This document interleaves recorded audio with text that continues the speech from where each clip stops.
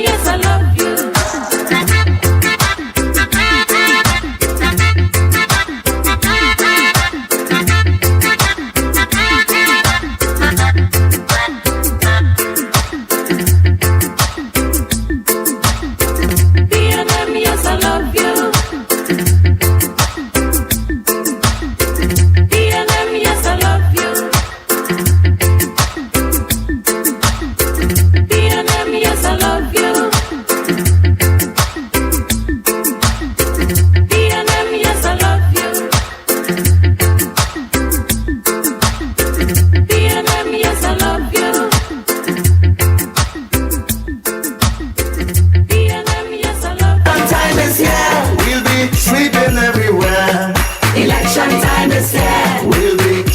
Everywhere.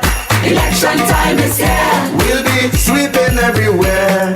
Election time is here. We'll be sweeping everywhere.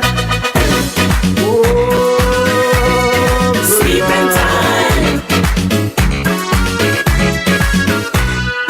I was in the laboratory when somebody showed me him. Somebody said that I'm not today. The boss could take care of them. And in this crowd was singing loud, going to the convention. When we walk in, big spinning thing, oh Lord, what a session. In the hand was a plan and he start to jam. He hit them bam, bam, bam. Somebody say you got to like the man. He have a touch of Eric William, huh? Hallelujah. We ain't making no dotish mistake. Hallelujah. What the opposition get, they go take. Hallelujah. When I say okay, you know what I mean. Hallelujah. Get all your broom, we sweeping this country clean. Hallelujah. We can't fail. Hallelujah. Next in the tail. Hallelujah. Great is the B&M. It shall prevail. Sweeping time. B&M. Sweeping time. Sweeping time. A solid candidate and family man, I must introduce to you. Well known on the ground, real hard worker, someone we could relate to. A real selfish and tongue always around to deal with any problem. A man who for 38 long years right there with the P&M. No fake, no fraud, just as monks and judge. Commitment, not about fame. The whole of James Street fast to go for but still Bailey is the name, huh? Hallelujah. We ain't making no dotish mistake. Hallelujah. So when them opposition get, they go take. Hallelujah. And when I say cookie, you know what I mean. Hallelujah. Bring all your broom, we sweeping this country clean. Hallelujah. We can't fail. Hallelujah. On this train. Hallelujah. Great is the B&M. It shall prevail. Sweeping time.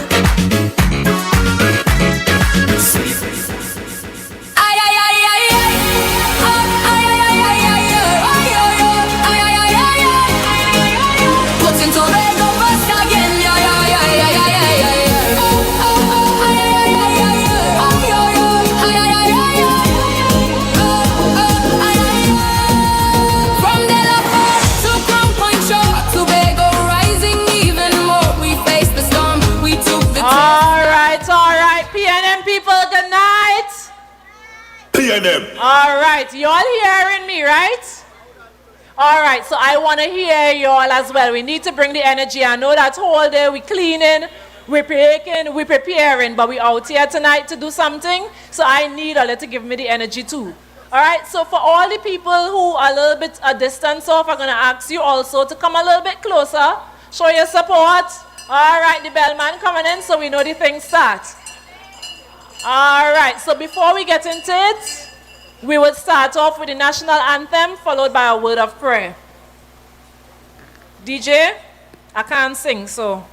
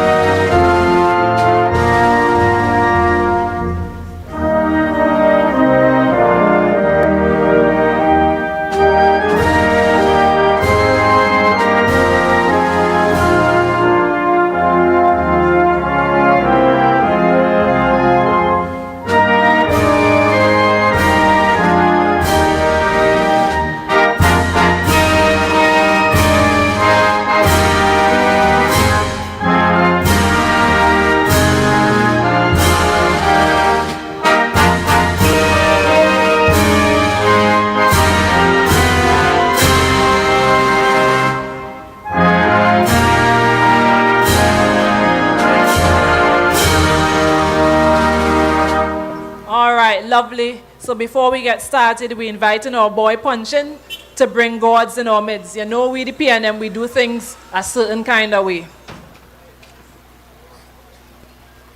Pleasant good night, Pembroke Bridge.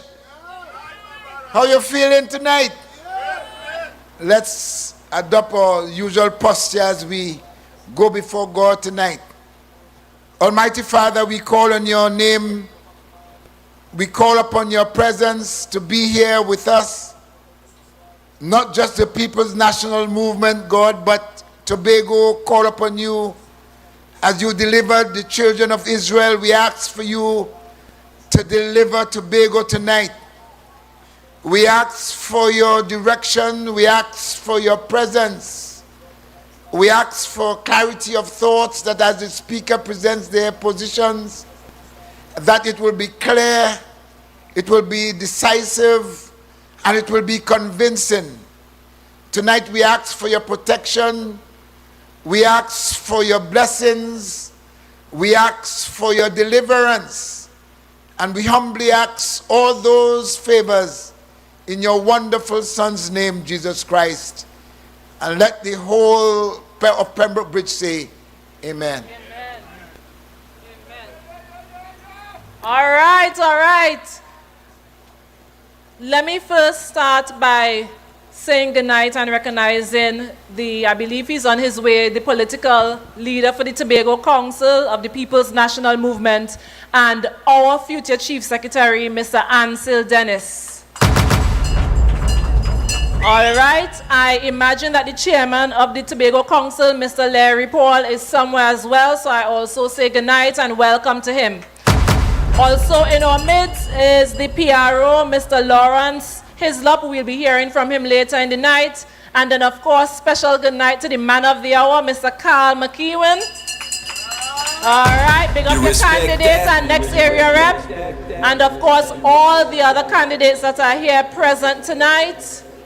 Onlookers, supporters, well-wishers, and persons who might just be curious. To the people who are tuned in via the various platforms, we also say welcome to you and thank you for being a part of this movement to put Tobago first again. Now, before we get into it, let me ask you all this. Anybody tune into that manifesto launch last night? All right, what you all thought about it? Big, bold, and red. We come good, eh? Boy, all as excited as I am for what is to come for Tobago. All you seen the quality of plans that the People's National Movement have for Tobago? All right. It have any sector that got left out, you think? I hear about agri, I hear about sports, I hear about young people, I hear about employment, I hear about housing, I hear about entrepreneurs, I hear about your performing artists. I think they cover every single person. I don't know about you all, but I am very excited for the People's National Movement to put Tobago again. Yes. Them men have that. Them have nothing. Chaos, confusion, and fattening their own pocket over there. But that's all right. The time soon come to an end. The longest rope have an end. So we're minding our business tonight. All right, so here what I need you all to do for me, because we know time slipping away. I want to invite to the podium at this point a very special person. All right? And I need you all to bring the energy when I call this candidate forward. Kamisha, where you there? Kamisha. You respect that?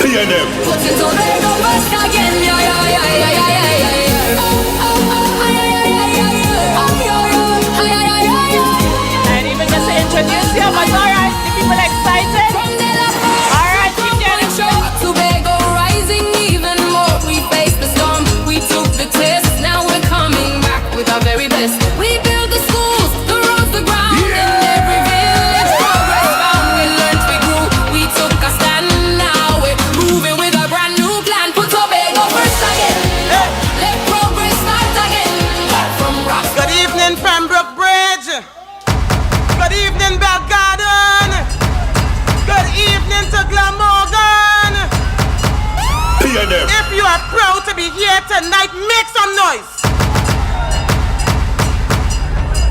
Let me first recognize our political leader, and the leader of the People's National Movement, thank you for your guidance, your confidence, and your unwavering commitment to Tobago.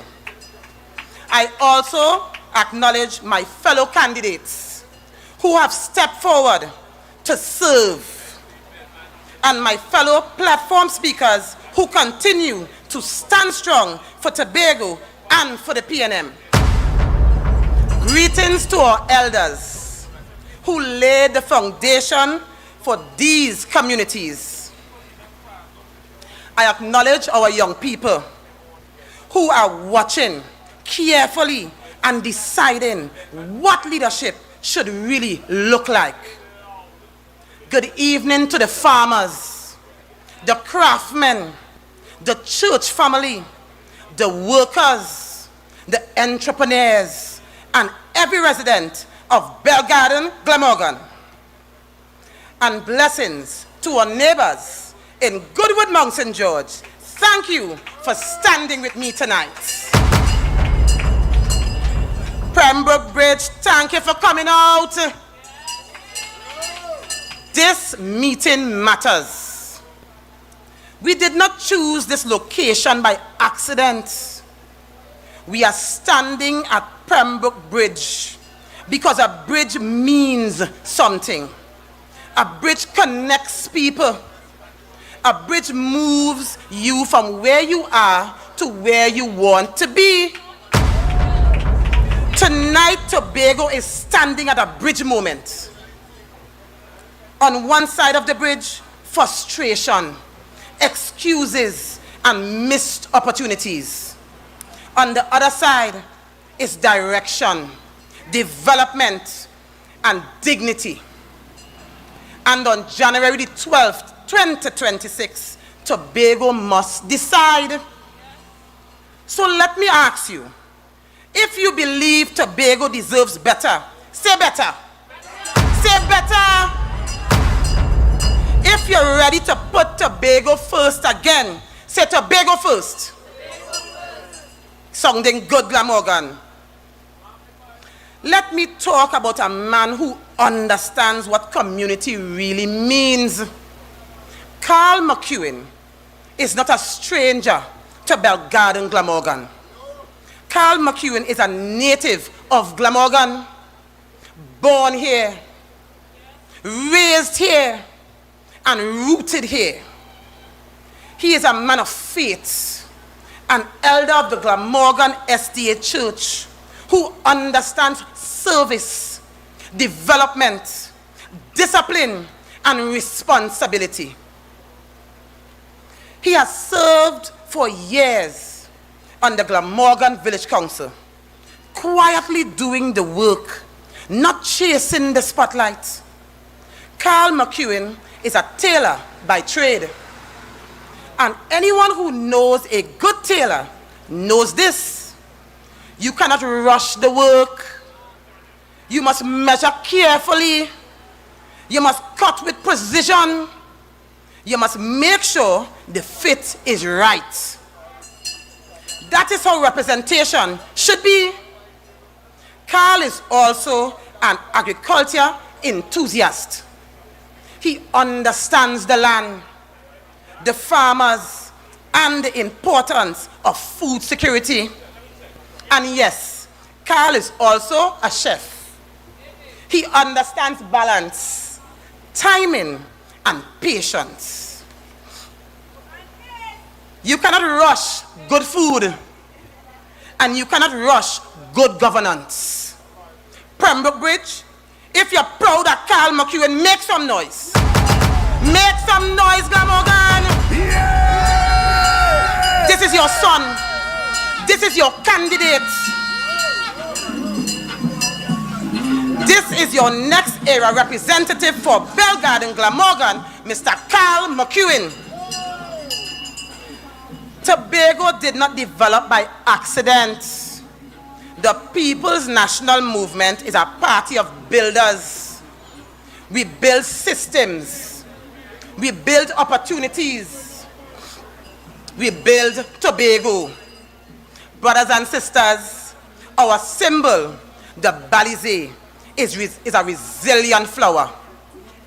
It survives harsh conditions. It is difficult to remove once it takes roots. That is who we are, rooted in people, resilient in adversity, standing firm. When I say Balize, you say strong. Balize! Balize! Well done.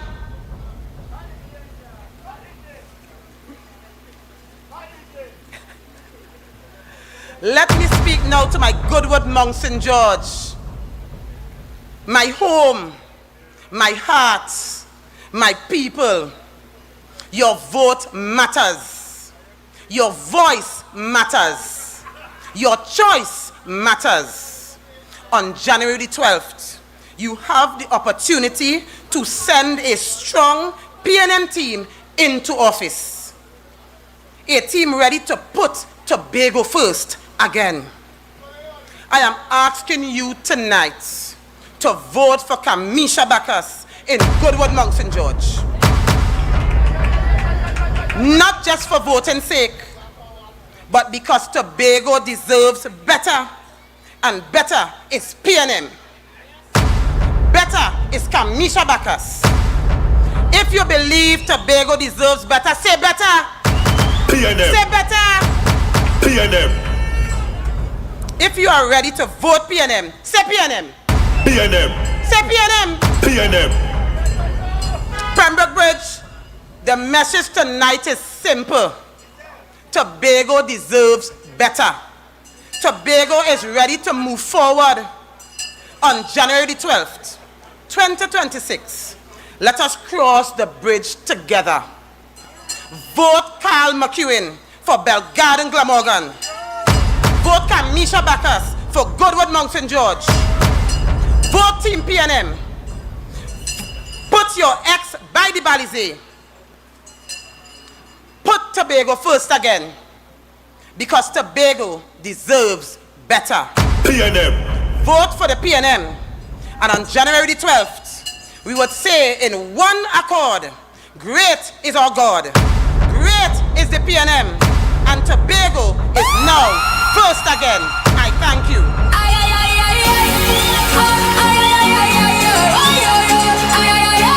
You dig? You dig?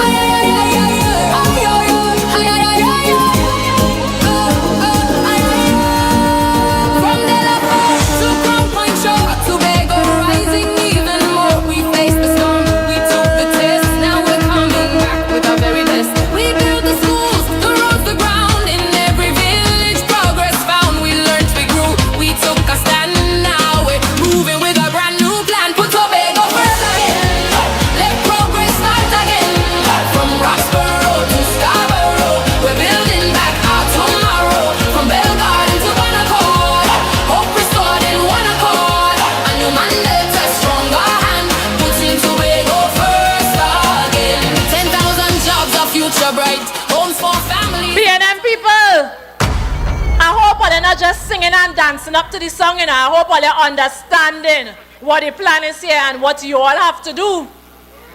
As Kamisha addressed you, I saw a picture circulating, ham, lamb, and jam on the port. Apparently they're sending up stuff now. The idea is to bribe you, is to thief your head. So 4 years are nothing, 4 years are going backwards, 4 years are absenteeism, 4 years I've been told, give me a ease up, don't call down before, don't bother me. 4 years of neglecting the Goodwood Pavilion. 4 years of neglecting the Pembroke Heritage Park.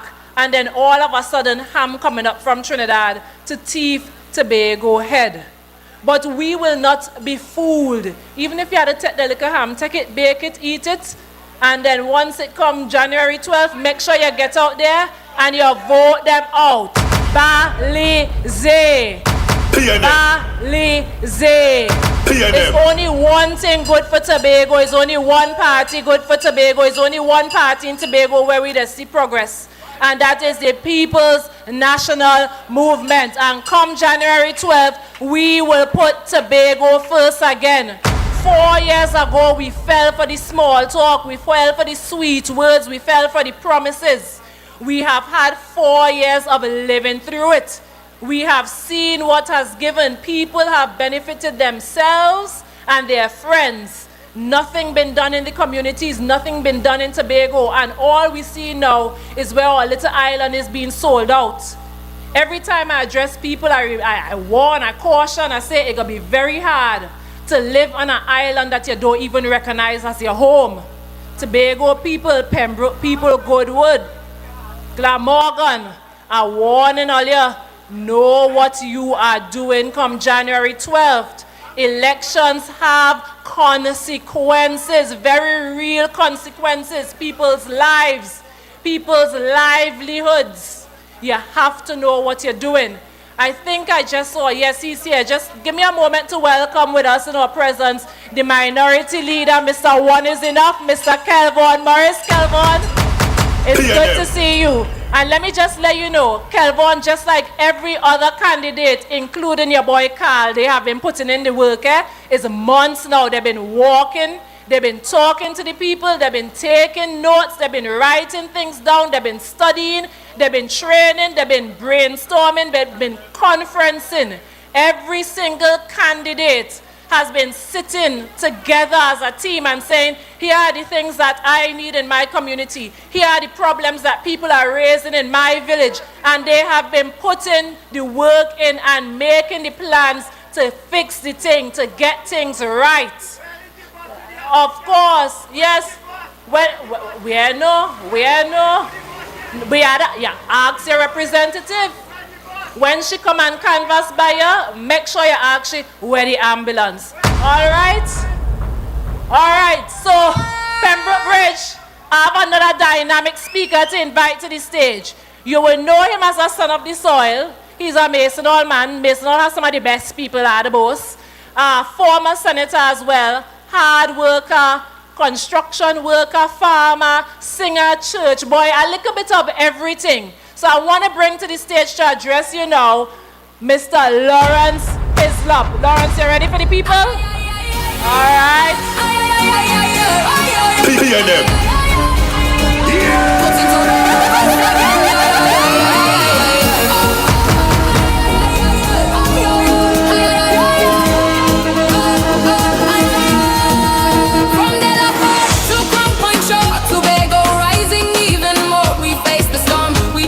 PNM people, good evening.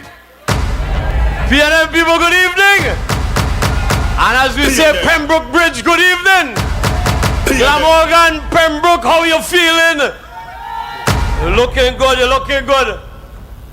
You know, we are in the midst of a battle for our lives. Because there's an old saying that goes, elections has consequences. And in December 2021, Tobago made a choice. Tobago made a choice.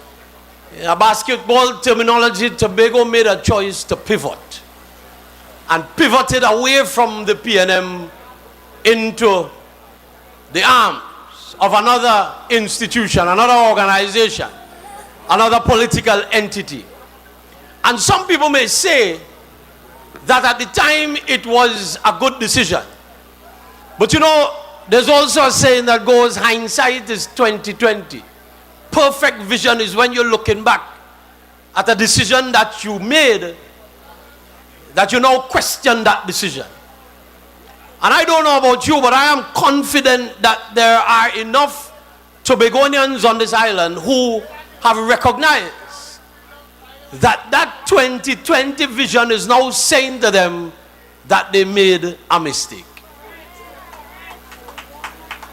And the reality is that there are some people who are just feeling a bit embarrassed and a bit shamed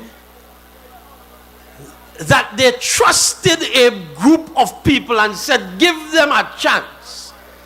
And the chance that they gave them resulted in them not winning the jackpot, but resulted in Tobagonians being sent home, contractors being sent home, people feeling the pain because of a decision that they made 4 years ago. And brothers and sisters, I want to say to you that the beauty about the democratic system is that you could correct a bad decision. You could correct a bad decision. And come January 12th, 2026, every single Tobagonian has the opportunity to correct that decision. And I want you to ask yourself, when you sit in your quiet moments and you recognize that you no longer have the job that you once did, and you recognize that even within your own home there are people who would have lost jobs. Within your own community there were people who would have lost jobs. And ask yourself, were you better off? And I want Tobagonians to answer this question honestly. When you look back where you were 4 years ago, are you better off today than you were in December 2020? And the truth is, you didn't like Kelvin Charles, you didn't like what Tracy do, you didn't like this one, you didn't like that one. But ask yourself the question, are you better off today than you were in 2021? You know, we grew up in Tobago with colloquial language, and they say, you're there good house, and bad house come call you. And it was sweet in goat mouth, the sour anyway. And that is what we are experiencing today. And listen, I want to touch on a couple of things in the time that I have tonight. And one of the things I want to share, I'll touch on this from a national perspective very quickly. Because you see, what happens nationally is not isolated to Trinidad. What happens nationally affects Tobago. And we see a set of shenanigans and a set of fighting and a set of warring between the Prime Minister of the Republic of Trinidad and Tobago and Prime Ministers of the region. Brothers and sisters, I am ashamed of what is now passing for leadership in this country called Trinidad and Tobago. I am ashamed. I am afraid every single time that the Prime Minister Kamla Prasad Bisesa MPSC opens her mouth and says something that it is detrimental to this country. What we have currently passing for leadership and governance in Trinidad and Tobago is dangerous. And you may ask the question, so then why am I invoking a national conversation in a Tobago House of Assembly? Brothers and sisters, the reality is the TPP has clearly aligned themselves with the United National Congress. You could try anyhow you want to spin it, but there is a mixture of yellow and blue that is noticeable since April 28th.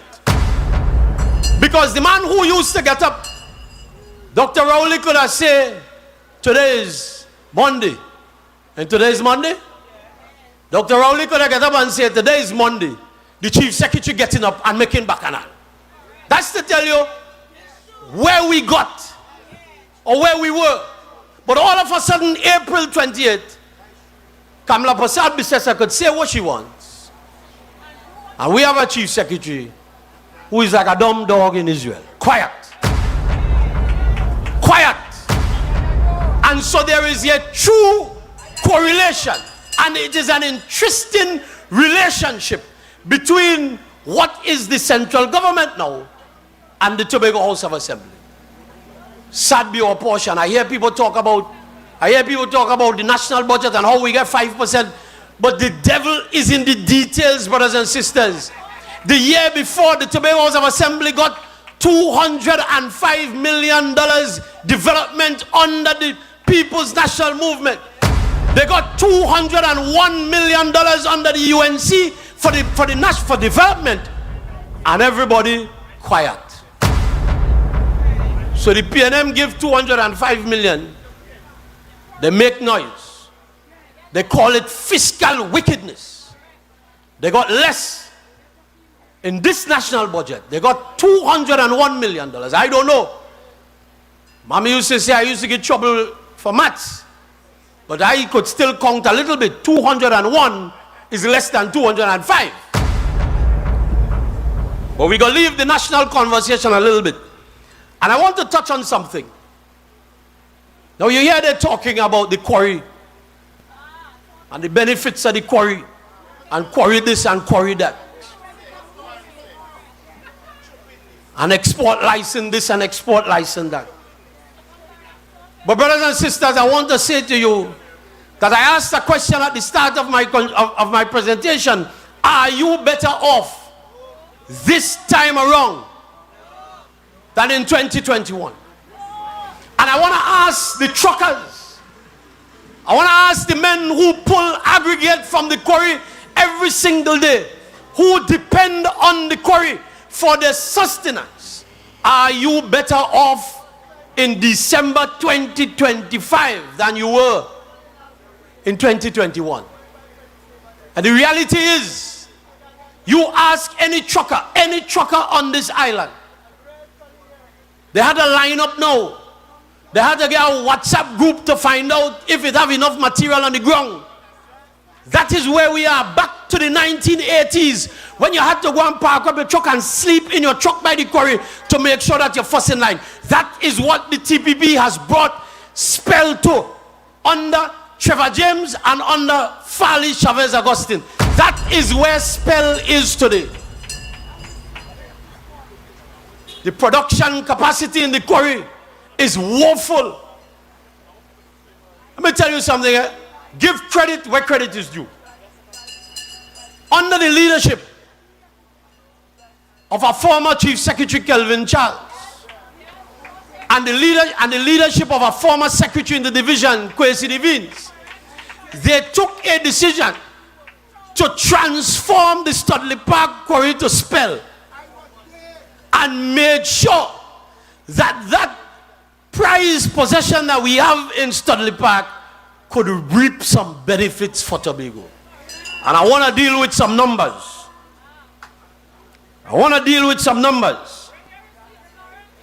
Because brothers and sisters, in the period 2017 to 2019,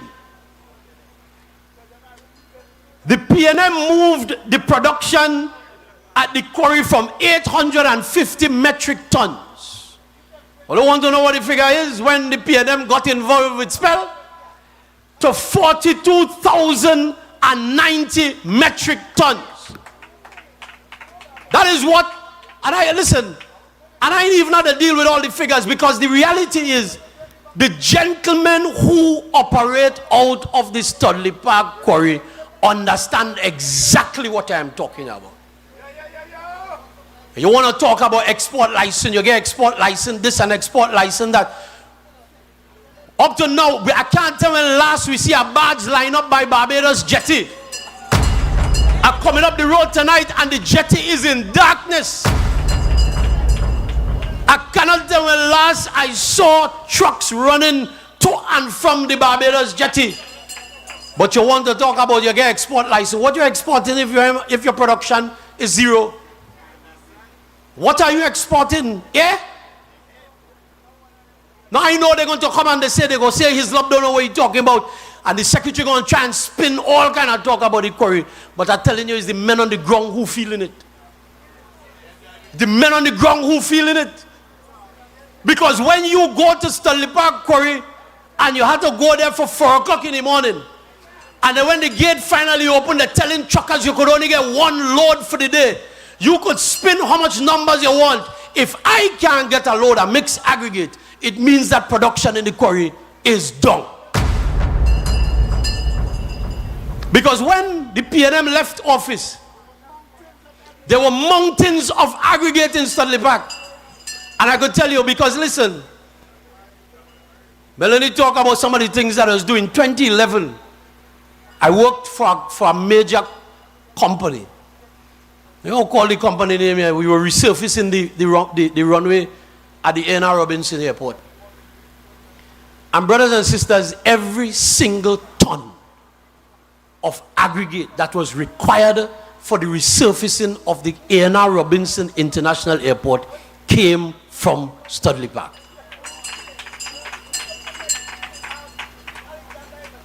You can't even get a truckload of material properly today. And you want to tell me that we are better off in 2025 than in 2021? I want to pull some figures again. The Barbados Jetty, brothers and sisters, was commissioned in January 26, 2029. Who was in office, 2019. Who was in office in 2019? Who was in office in 2019? The jetty experienced 16 berthing of barges with the capacity of 2,500 to 5,000 metric tons. You know what is berthing? Not making children, you know. B-E-R-T-H-I-N-G, berthing.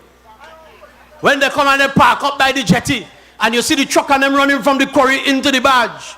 16 loads, brothers and sisters. 16 calls by barges. Shipping a quantity of over 51,000 metric tons of armor rock and underlayers. That is what the PNM did for Spell. Spell has commitments of barging over 20,000 metric tons of 19mm aggregates to Trinidad. That is what was done under the PNM. And the information was that at that time there was even conversation for aggregate to go for the Golconda, the Toko Highway, all of these things. But you know, I got some information, some interesting information tonight. That there was a gentleman who was in charge of the entity that won the election in 2021. Who was making, and this is maybe interesting for me to say it from a PNM platform, but he was making positive strides to continue the work that the PNM did. And that's the thing about governance. I always say to people that governance is a continuum. And if you have a foundation, brothers and sisters, you're building a house, you got to dig up the foundation because what? How that makes sense? So the man who was in charge of the party that won in 2021 decided to continue the work and spoke to a professional in the industry. The man was the director of energy. Brought the man to Tobago, and they were seeking to move the quarry from where we left it, a place of production, and to raise the production levels even higher. For them to fully understand what was taking place in terms of how much rock we still have to use, and to make sure that when we take out it is sustainable, because this is what was being done under the PNM. The PNM didn't complete the work, but the work that was being done was to make sure that we had enough material for my children, grandchildren, great-grandchildren, and that kind of thing. And so they brought this gentleman in to sit down and to have conversations and to work out the science. Because what some of us don't understand is that even in that thing, there's a science to it. And so this gentleman came, and this man says, it's not about the party thing, but if this is about Tobago. And I want to give you some history as well. This gentleman and the former political leader of the PNM in 1979-1980 were the two men who mapped the quarry initially. And so when they want to talk about Dr. Rowley, the man is a professional. And so this gentleman who came to Tobago worked with a couple of young people out of the office of the Deputy Chief Secretary at that time, because energy was under the office of the Deputy Chief Secretary. And they were about to get this thing where we wanted it as Tobagonians. But you know who mashed up the thing? The Chief Secretary mashed up the thing. And the Deputy Chief Secretary get upset and walk out of the thing. And the thing mashed up. And so that gentleman left without doing the necessary work. Because you know, the information I have is that the secretary at the time passed on an instruction to an employee of the quarry not to give the gentlemen, the engineers, not to give them any more information as it relates to the quarry. And you want to come now and talk about export license? You put a man who was a failed assistant secretary of works in charge of the quarry. The problem up in the quarry is not we don't have no material, you know. The problem in the quarry is management. The problem is management. And if you don't know what you're doing when you was assistant secretary under what you're Charles, you ain't gonna know what you're doing even if they put you in charge of the quarry today. And that's the reality we're facing.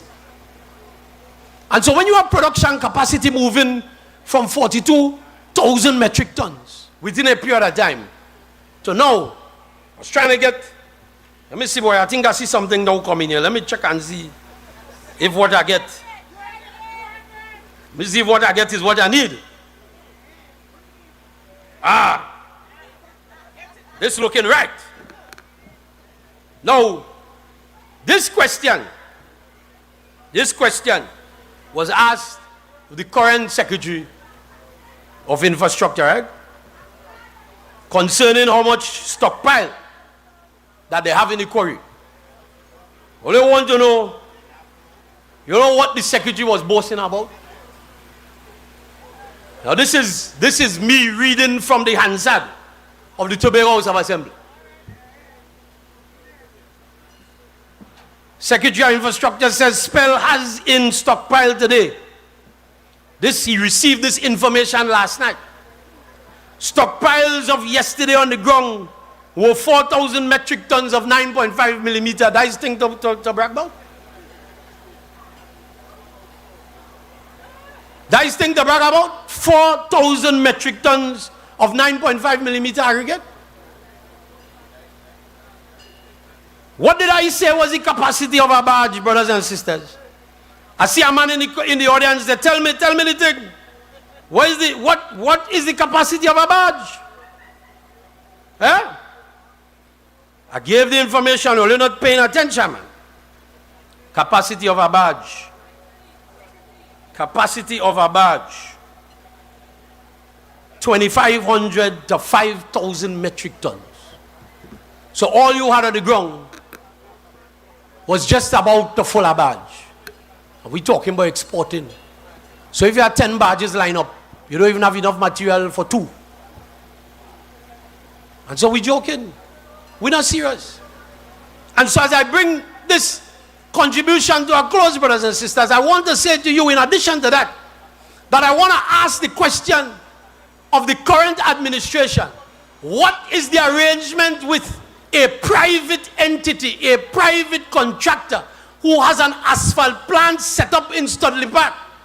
What is the arrangement? How much is that contractor paying for the space? What is the arrangement in terms of material that is being used? What are the jobs that this contractor is doing? Have you brought this contractor to Tobago to pave Tobago roads? And if you've done that, what is the arrangement? And those are the questions that we want asked, because I'm telling you, when we keep pulling out from the quarry and we don't have an understanding of what we're doing, come 10 years down the road, the prized possession that we have in Studley Park will be next to nothing. Because when we keep exporting armored rock, which is at the lower end of the scale, if we don't work the science properly in order to determine whether what we're winning out of the quarry, and when I say winning, what we're taking out of the quarry, we're getting the best price, that the cost of production is at the correct numbers, so that when we sell, we make enough money. Because we're talking about US, we keep talking about the quarry having the ability to earn US currency. But we had to do it right. We had to do it right, and we had the people. We had the people in place. We had the managers in place. We had the secretaries in place. We had the chief secretary in place who understood that, listen, you bring in the experts and let the experts, and the truth about it, brothers and sisters, I know of 2 young Tobagonian men who have the necessary qualifications to work within the quarry to get the quarry to where it is today. We have an engineer up there who does come out and say, if he ain't say how much load to sell, nothing can sell. And I'm talking about things I know, that I have experienced. That if you don't come out of your office, but yet you have export license. Who the export license for? Is it for Tobago? Or is it for a special friend of yours? And one of those young Tobagonians, when he applied for a job at the quarry, was told, use PNM, so you can't get no work. And you want to talk about victimization? Qualified young Tobagonian. And so, brothers and sisters, as I started, I said, elections has consequences. And the reality is that we have seen the consequences of our decision in December of 2021. Zero production at the quarry. You've gone back to 1980s levels where men have to sleep in truck in order to get material. Are we better off? And I'm talking to my trucker brethren and them fellas and them who understand what it is that they could only put one load of material for the day. I'm talking to all you. I know some of you vote for the TPP. And I know some of them still supporting the TPP. If you want production at the quarry to return to pre-2021 levels, the only administration that could do that for you is a People's National Movement administration. We don't know about selling out any quarry because we know about producing for the benefit of Tobagonians and Trinidad and Tobago. And the final thing I'll say about that quarry issue and the mixed aggregate issue, they said to me that they want to export 19 and 9.5. But the material that is used by every single Tobagonian who is building a house is mixed aggregate. A part of 19, a part of 9.5, and a part of sand. That is where you just mix with your cement to give you concrete. If you export all the 19 and we make some money, fine. But you know, if I don't get mixed aggregate here, what's going to happen here? The cost of construction is going to increase. And that is where the problem is. The problem is the mixed aggregate for Tobagonians. You could export, you know, but make sure you manage the quarry effectively enough that there is enough mixed aggregate on the ground that a man who building a house in Charlottesville could get 2 loads if he requires that 2 loads. And them fellas who just pull for contractors that require 5 and 6 and 7 loads a day, that they could get it. And so, brothers and sisters, I want to say to you, don't take another chance. Don't say, let me give them another chance. We see what they've done with the chance that they've gotten. I said in the general elections, the symbol of the TPP is an anchor. An anchor anchors you to a spot. An anchor drags you down. And for the last 4 years, Tobago has been anchored. There is no forward movement for Tobago under the TPP. No progress. The only way that Tobago can move forward, Tobago is in danger under the TPP, and especially with its alliance to the UNC. Tobago is in danger. You ask any boatman, I come from Misnol, we don't know about boat. But you ask any boatman, when your boat in trouble and your anchor stick, the only thing you could do, brothers and sisters, is cut the rope. And so I encourage every Tobagonian, come January 12th, 2026, it is time to cut the rope. It is time to free yourself from what has been holding you back. 4 years. 4 years we under pressure. 4 years no production. 4 years we feeling the pain. It is time, brothers and sisters, to let go of that anchor, cut that anchor, and find your way back to the safe arms of the People's National Movement. PNM. In Glamorgan, vote for Carl McEwen. In Goodwood, Bunksy George, vote for Kamisha Bacchus. Every single electoral district as a PNM candidate. Put your X by the Balize. And as we've been saying in this election, great is our God. Great is Tobago. Great is the PNM. Great is the PNM. And we shall prevail. God bless you.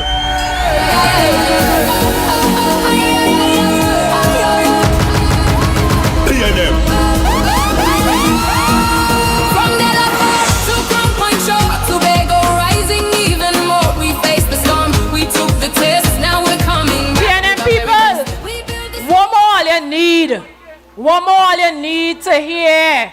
Brother Lawrence literally break it down for you all. He had the figures, he had his receipts. Before I bring Mr. One Is Enough on stage, let me just say this, especially to our younger people, because I stood there and I hear a lady say, TPP not gonna make my grandpicnic them suffer, you know. She has sense. And it made me realize we need to speak to the young people. The lime and the music and the excitement that the TPP has to offer right now might seem attractive. But you also have to think beyond the election gimmicks, beyond the free jersey, beyond the lime, beyond the music, beyond the rum and whatever else you're getting out there. What is happening to your future? You really want the TPP to mash up Tobago, to mash up your own future, young people. You have to think about the years ahead. Not let TPP mash up Tobago for ya. Young people, take heed. When we have these meetings, when speakers come and break things down on this platform, it's not just about pump and flare, it's not about just excitement, but it's to really make you understand what is happening right here in Tobago. I really hope that all the young people out there in particular, that you're really listening. Lawrence spoke about the quarry. That is just one aspect of the Tobago's economy. There are so many other aspects of our existence in Tobago here that is under threat. So many other sectors that has been destroyed by the TPP, and now they have teamed up with the UNC and things are getting worse. Take heed. That is all Mega say. All right. So now I want to bring on stage Mr. One Is Enough. But before the DJ hype up for him, let me just commend our minority leader.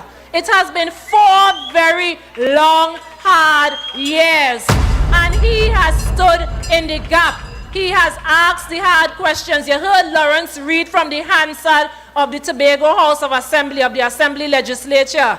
The reading that Lawrence would have given would have been in response to a question that our minority leader asked. He faced plenty costs. He took plenty ridicule. What then says, what then remember to say, because this man stood there and defended us as Tobagonians, because he asked the right questions and because he highlighted issues. He remained on the ground. No matter how they carry on, he walked. He walked the length and breadth of Tobago. He walked his constituency and he remained present. If there was ever a candidate we needed here in Tobago to lead and to also serve, it is Kelvon Morris. I feel proud of him. I feel strongly about our minority leader, and I know that you do too. Kelvon, we're bringing you to the stage now. I know you've been working hard all day. They can't move him. Help me welcome on stage Mr. One Is Enough. Hey, and you get tuned. You get tuned. Hey. PNM. Sometimes I fall to my knees and pray.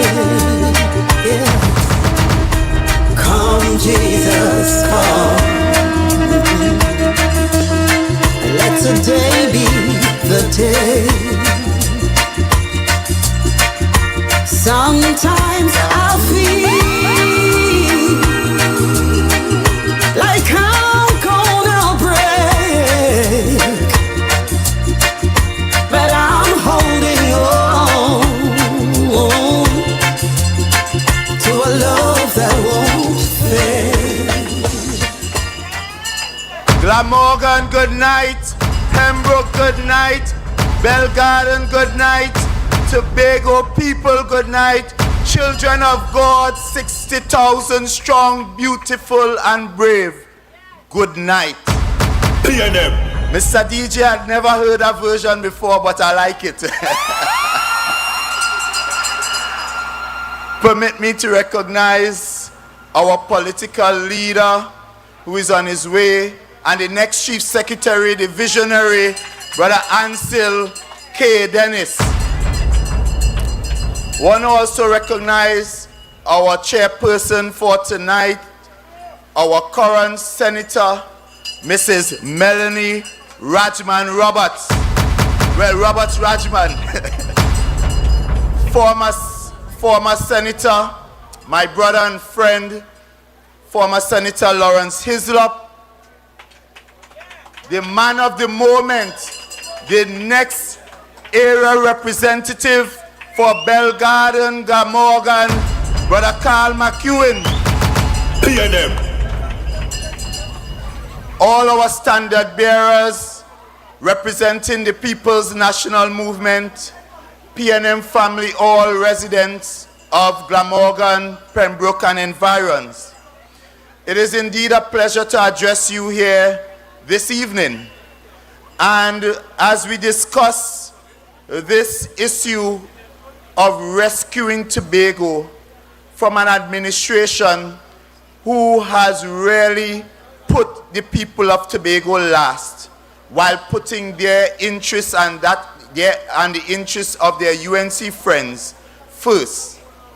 And therefore, you know, you would hear from time to time, I'm sure you young men, when you go to their office and you ask them for employment, they will tell you they can't employ you because of financial constraints.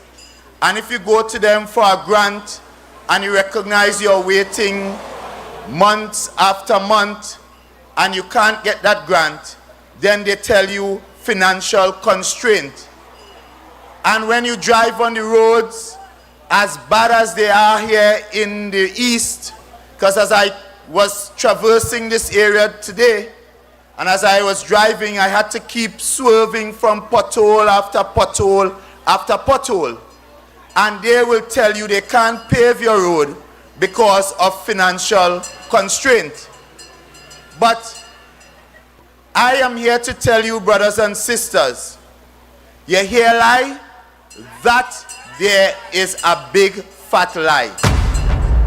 Because this administration has benefited from the highest allocation given to any Tobago House of Assembly administration over any 4-year period. As a matter of fact, each year, this administration received an increase on their allocation year on every year, totaling $13 billion. And if you do the average of $13 billion, it therefore means over a 4-year period, they would have received up to $3 billion, 3-point-something billion dollars to spend on your behalf. And therefore, I'm asking you, the residents of Belgarden, Pembroke, Glamorgan, and environs, look around your community. Look at your own pockets. Have you seen or felt the impact in a positive way of $13 billion? Have they improved your roads? Were they able to improve your sporting facilities? Did they provide you with jobs? Were they able to provide you with opportunities, business grants, etc.? And therefore, I'm saying to you, this administration has failed you. They have failed the people of Tobago. And I want to tell you here tonight that your area representative in particular has been an abject failure as Secretary of Health. And at an appointed time, I will tell all when it comes to that ambulance fiasco. because I can say here without fear of contradiction, the evidence provided to me and the evidence I provided to the OPR, on the face of it, it is a clear case of corruption. And I will bring that evidence to you at an appointed time. I will take my time and go through file by file, document by document, screenshot by screenshot, how this administration conspired to thief $18 billion of your hard-earned tax-paying money. But not only did they try to con the people of Tobago with that ambulance fiasco, I will share with you another matter that shows how these people continue to mismanage and to corruptly utilize your funds. And this matter is about competence, governance, and respect for public funds. And this matter I'll share with you has to do with this thing called an incinerator.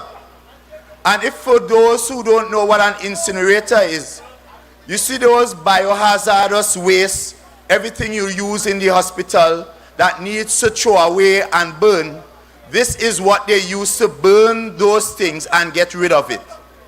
So the TRHA needed to, this is a service they have to do every month.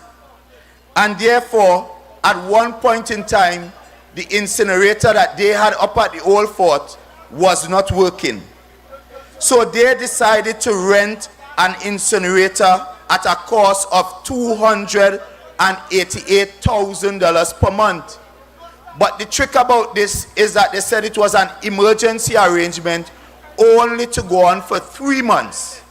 And they were going to purchase an incinerator. This emergency rental ended up continuing for over 30 months. As we speak, they are still renting that incinerator. And guess what?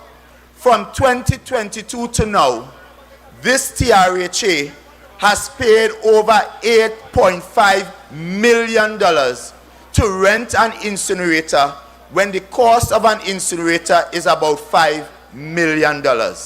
So they have actually paid the cost that could have purchased almost 2 incinerators over that period. But more than that, during that same period, like the ambulance, they also purchased an incinerator at the cost of $6 million. But here the catch. These incompetent jokers purchased an incinerator for the old fort that cannot fit where the incinerator is supposed to go. So imagine purchasing an incinerator for $6 million. Now that incinerator has to be stored somewhere, and they are also paying millions in storage to store that incinerator that cannot fit up on the old fort. So you understand the kind of wastage. So one, you are paying rent, you are paying on a monthly basis $288,000. You also purchase one that is not being utilized, and the one that isn't being utilized, you are also paying millions in storage. So in total, for the cost of an incinerator that is just $5 to $6 million, we have spent over $20 million. So I want you to understand, so while they are saying they have no money, you understand the kind of wastage that is going on. And to top that off, the secretary then goes on through the TRHA to purchase a property that has been abandoned for over 20 years at a cost, an alarming cost of over $20 million. No valuation, no quantity surveyor report, absolutely nothing. And they are telling you they are going to use that to do an oncology center. But when you look at the building, it doesn't even have the capacity to be utilized in that kind of way. And as a matter of fact, that building is an age building. So you can quite imagine the amount of money that has to be spent even to retrofit and renovate that building. So you understand, in this division of health alone, they would have squandered over $60 million of your money. And I'm saying here to you, brothers and sisters in Bell Garden, your area representative, as the Secretary of Health, has failed the people of Tobago, and in fact, she has failed you here in Bell Garden as a representative. And therefore, Mr. 𝐂𝐨𝐦𝐞, I bring Mr. 𝐂𝐨𝐴𝐞 to you tonight as a worthy, able replacement for Faith B. Israel. Brothers and sisters, and I want to tell you, Carl, I know Carl personally. As a matter of fact, I entrusted Carl with the responsibility to be my tailor when I was getting married. And oh, what a fantastic and fabulous job Carl did with preparing me and my groomsmen for my wedding. And therefore the same diligence, the same reliability, the same sort of ingenuity, and the same kind of delivery that Carl would have performed in ensuring my bridal party was ready, I am absolutely positive it is the same type of representation you will get here in Bell Garden, Glamorgan. And I endorse again 𝐂𝐨𝐴𝐞 to the people of Bell Garden, Glamorgan. But brothers and sisters, more than anything in this election, I want to treat with this issue of the radar. And I know those on the other side, they don't want us to enlighten you and educate you about the danger of that military radar. Because while they are telling you that radar is a gift, you heard Certica telling you all we got an early Christmas gift. What they have actually given us is a gift of death. And I will explain to you why that radar is a gift of death. Because that military radar is a military asset used in time of military conflict and war. And therefore, when you have two warring parties and the one is about to go after the other, the first thing they do is try to take out all the various assets. And that military radar serves as an eye, as an intelligence for the United States in times of conflict, to tell them who is coming, where they're plotting, when they're coming, and so forth. And therefore, the enemy of the United States, the first thing they will want to do is take out that radar. And where is that radar located? Where is that radar located? In poor, sweet Tobago. And as I've said, the day we hear conflict break out between the United States and Venezuela, bet your bottom dollar Tobago, the next thing you will hear is boom. And when you hear boom, perhaps none of you will be able to tell the next story, because all are we might just be. And that is the reality of that gift that Farley Chavez Augustine, Certica Orr, Mr. David Thomas, Mr. Joel Notsi Sampson, Dr. Faith B. Israel, and the rest has given and brought to the people of Tobago. And I want you to understand that the thing keep getting worse and worser. And the reason why it keep getting worse and worser is because they keep lying and lying, and it's lies and more lies they are telling to us. Because you would have heard the Prime Minister saying initially that the US was here to build a road. About a whole month later, not one sight of a road. And then she said they just came here to drop off goods because they must want to fix a school here and there. And then we recognized that that too was a lie. And when pushed and said, well, we've seen something looking like some kind of asset, then she finally admitted it was a radar. But only a few days ago, I think it was just yesterday, we saw a drone shot. And that drone shot show us that is more than just the radar. It's a whole military camp. And if you don't believe me, I want you to take in this Fox News report. Mr. Producer. Bring that Fox News report, because you see, we are getting more information outside than we are actually getting inside. And it is on the international news we are really learning how much danger we really are in.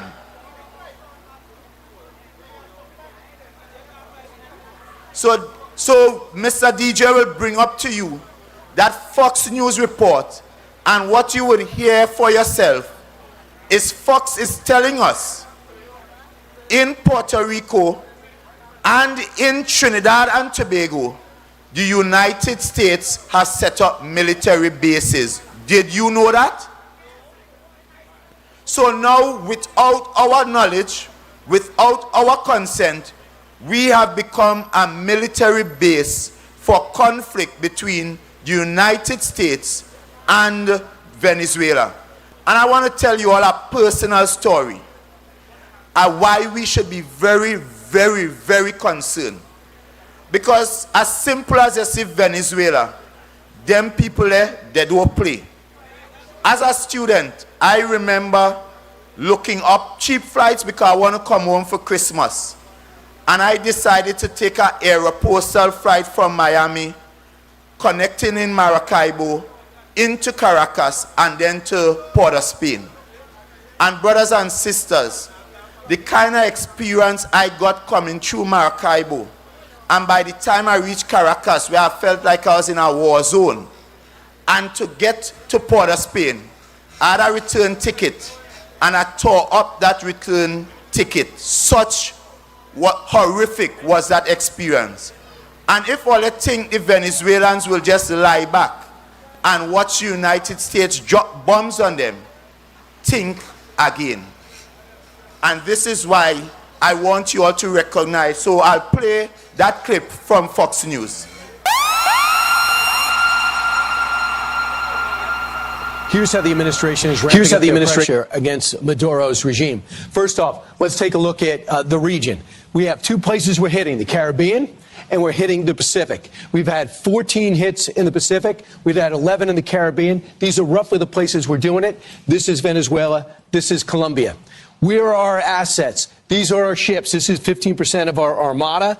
This is about 15,000 troops as well. They're located on these various bases in the region from Puerto Rico to Trinidad and Tobago. And this is where they plan on implementing the blockade. The bases are located in Puerto Rico and Trinidad and Tobago, and this is where they plan to implement their blockade. So, brothers and sisters, like it or not, Trinidad and Tobago is in the middle of any conflict to escalate between the United States and Venezuela. And who brought this upon us? Farley Chavez Agustin and Kamala Persad Bissessa. And when she was asked, imagine she's so bold-faced, she brought a radar here in Tobago without our consent, without our permission. And when she was asked about the chief secretary now having a change of heart and perhaps now saying he would not have brought that radar if he had his way, here is her response to our chief secretary, to our Tobago people. So it means she has absolutely no respect for us, no consideration for us. Here what is her response.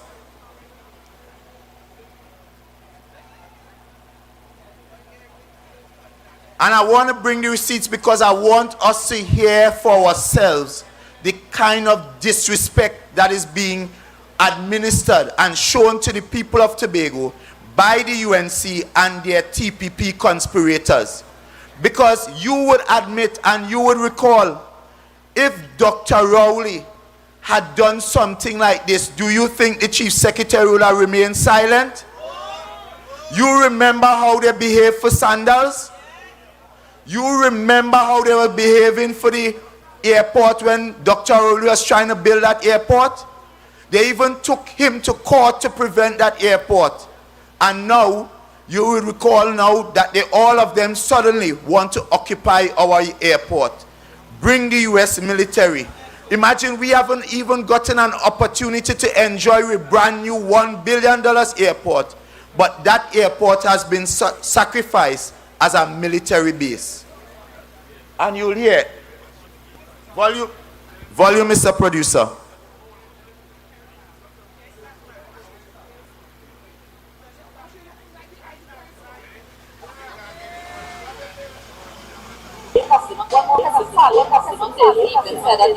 Said that if he had his way, he would not put the radar in Tobago, nor allow US aircraft in Tobago's airport. So how do you feel about that statement? Well, Farley doesn't have his way, does he? He's entitled to his opinion. I am not of that opinion.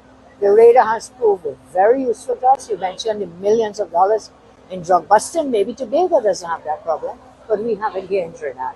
And what was the other issue? The radar and the military. Again, the military is training us. The military is in fact doing humanitarian work. They're helping schools, they're helping in the police stations and the various army bases. They're actually doing physical work to upgrade it. And then they're doing training for our military in the event that anything bad happens. So I do not agree with Mr. Farley on this matter, insofar as it concerns especially Trinidad, that Mr. Farley is entitled to his opinions and to his views. You hear lie? That is the lie. And more than that, you heard how easily the Prime Minister dismissed Farley, saying that, well, Farley doesn't have his way, does he? As if we don't matter. And I'm not here to defend Farley because apparently, and perhaps I should, because Farley cannot defend himself no more. But I'm here to speak on behalf of the people of Tobago. And we are saying here in the PNM, and I am saying as minority leader, and I am saying as a Tobagonian to this Prime Minister, take your radar and put it in Siparia. We are going to move that radar as soon as the PNM becomes the next administration of Tobago. Because you see, Farley has lost his voice. Farley has stopped speaking for the people of Tobago. Because you see those things that are coming up from Trinidad, the ham, the lamb, the TV, the hamper. Farley has sold his voice for UNC financing. And therefore, Farley no longer can represent us. And we are saying in the PNM, we will stand in defense of the people of Tobago and stand in defense of Tobago people's lives and their livelihoods. And I'm saying to you all of Tobago, you need to get on board. You need to realize that this is no longer about red, blue, or black. This is no longer about code. This is no longer about Eric Williams' days and 21 years versus 4. This is now a matter of life versus death. And when you go to vote, you now have to decide if you are going to vote to preserve your life or if you are going to vote to allow people to have a radar that will lead potentially to your death. And this is what part of what this election is about. We are in serious times, Tobago, and don't let them try to tell you about dismiss radar. That issue, that radar issue, is something that is affecting Tobagonians even as we speak. Tourism is in a mess. Our numbers are down by over 21%. The accommodation sector, the accommodation total occupancy average is about 32%. Nobody could live on 32% occupancy. Tobagonians, it's time we get serious. It's time we understand this isn't about a 10 on, 10 off. It isn't about a drink. It isn't about a little fete. It's not even about getting a little TV or a little hamper. This election is about the future of Tobago. And therefore, we have to all act as responsible, Tobago-loving, right-thinking people and make decisions that will lead to Tobago being preserved, Tobago being rescued, and we putting Tobago first. So as I close, country people, I love all you. Tobago people, I love all you. And Tobago people, I believe that you all understand what is at stake. I am calling on you all, as Mr. London used to say, all your big and all you have sense. Don't let them people fool all you. Because you know, they really sometimes believe that we may not be as smart as we are. And we must come out and show them we understand the issues. We watch all you for 4 years, and Big Dog said it best. All you had 4 years, all you mess up the place, and it's time for all you to ride out. And I'm saying vote to protect Tobago. Vote to protect our heritage, because they're giving away our estates as we speak. Vote for Ansel Dennis in Buku. Vote for Carl McEwen here in Bell Garden. Vote for Kelvon Morris in Darrell Spring Wim. Petal Daniel Benoit in Scarborough Mount Grace. Maxon Roberts up in Charlottesville. Shanae John in Roxborough. Kamisha Bacchus in Mount St. George. Dexter Miller in Bacolet. Kwesi Devines in Mason Hall. Akil Guy in Plymouth. And Bethesda Golden Lane. Karen Forbes in Plymouth Blackrock. PNM. Harvest God in Lambeau. PNM. Brian Harris in Signal Hill. PNM.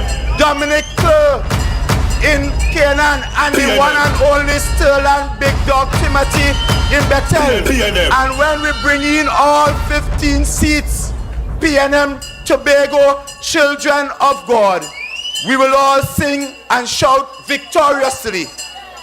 Great is our God. Great is the people of Tobago, both in the east and in the west. And great is this party that has built Trinidad and Tobago, the People's National Movement, and we have prevailed. I thank you.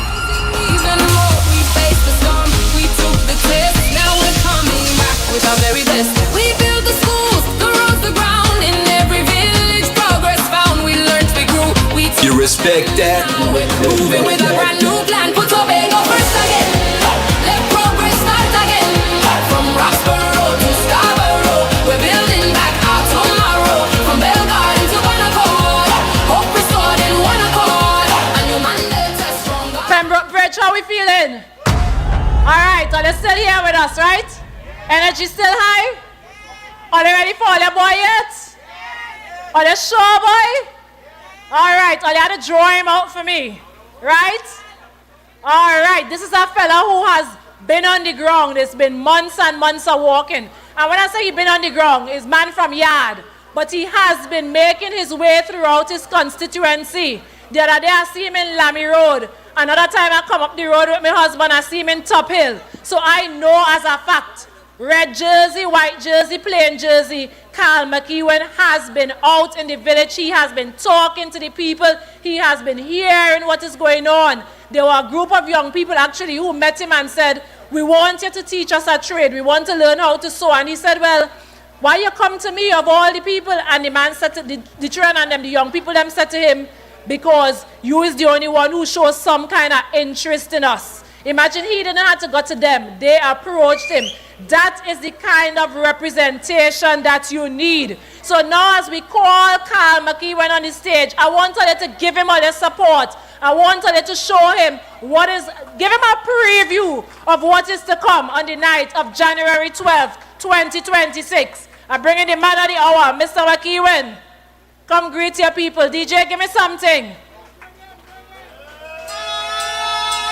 Investing in youth is sporting dreams. We're powering up our island teams. Agriculture, trade and pride with unity standing side by side from coast to coast. Let freedom ring. It's PNM that Tobago brings. We stand united, red and proud. PNM voice is strong and loud for every child, for every friend. This journey's just about to begin. So hand in hand across the plain, putting Tobago first again. Putting Tobago.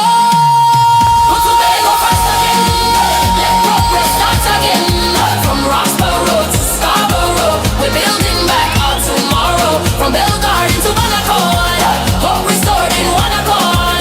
A new mandate, a stronger hand, putting Tobago first again. Putting Tobago first again.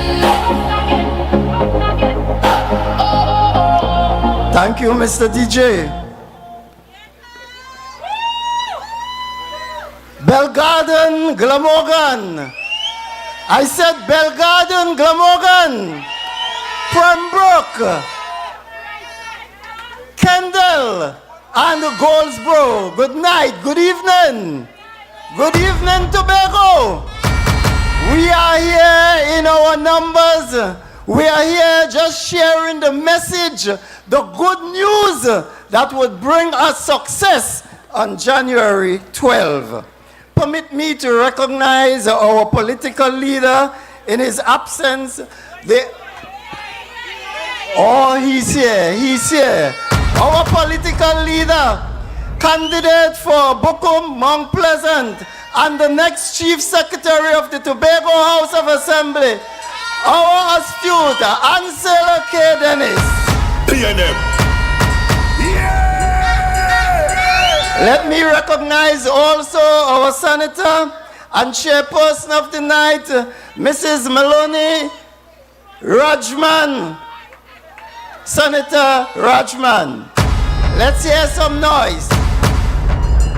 All right, members of the Tobago Council, our campaign team, ladies and gentlemen, friends, those online who are listening online, and those who are in your homes, I'm saying to you, good evening.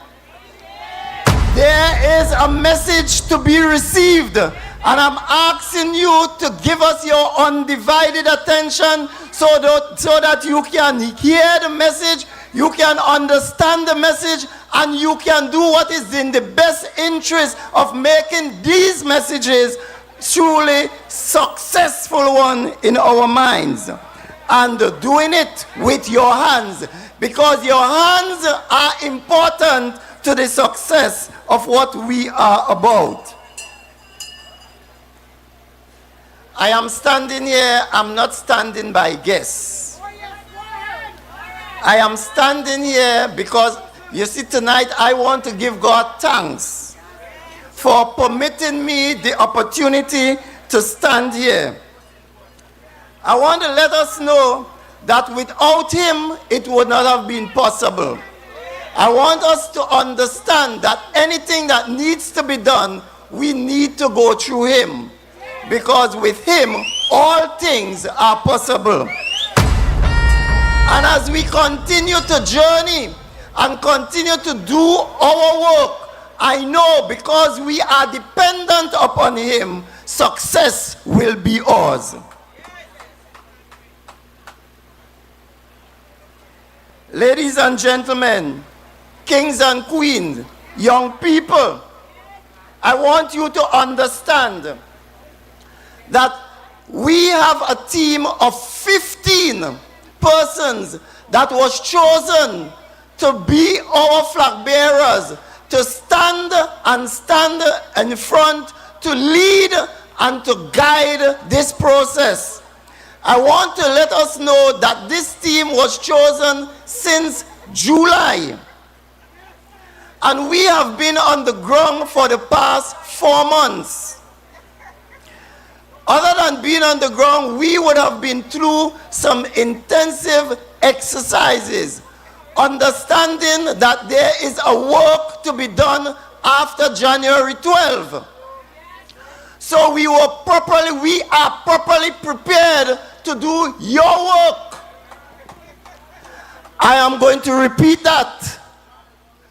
We have been through studies, we have been through tedious work, just making sure that we are properly prepared to do the work that you will assign us to do come January 12.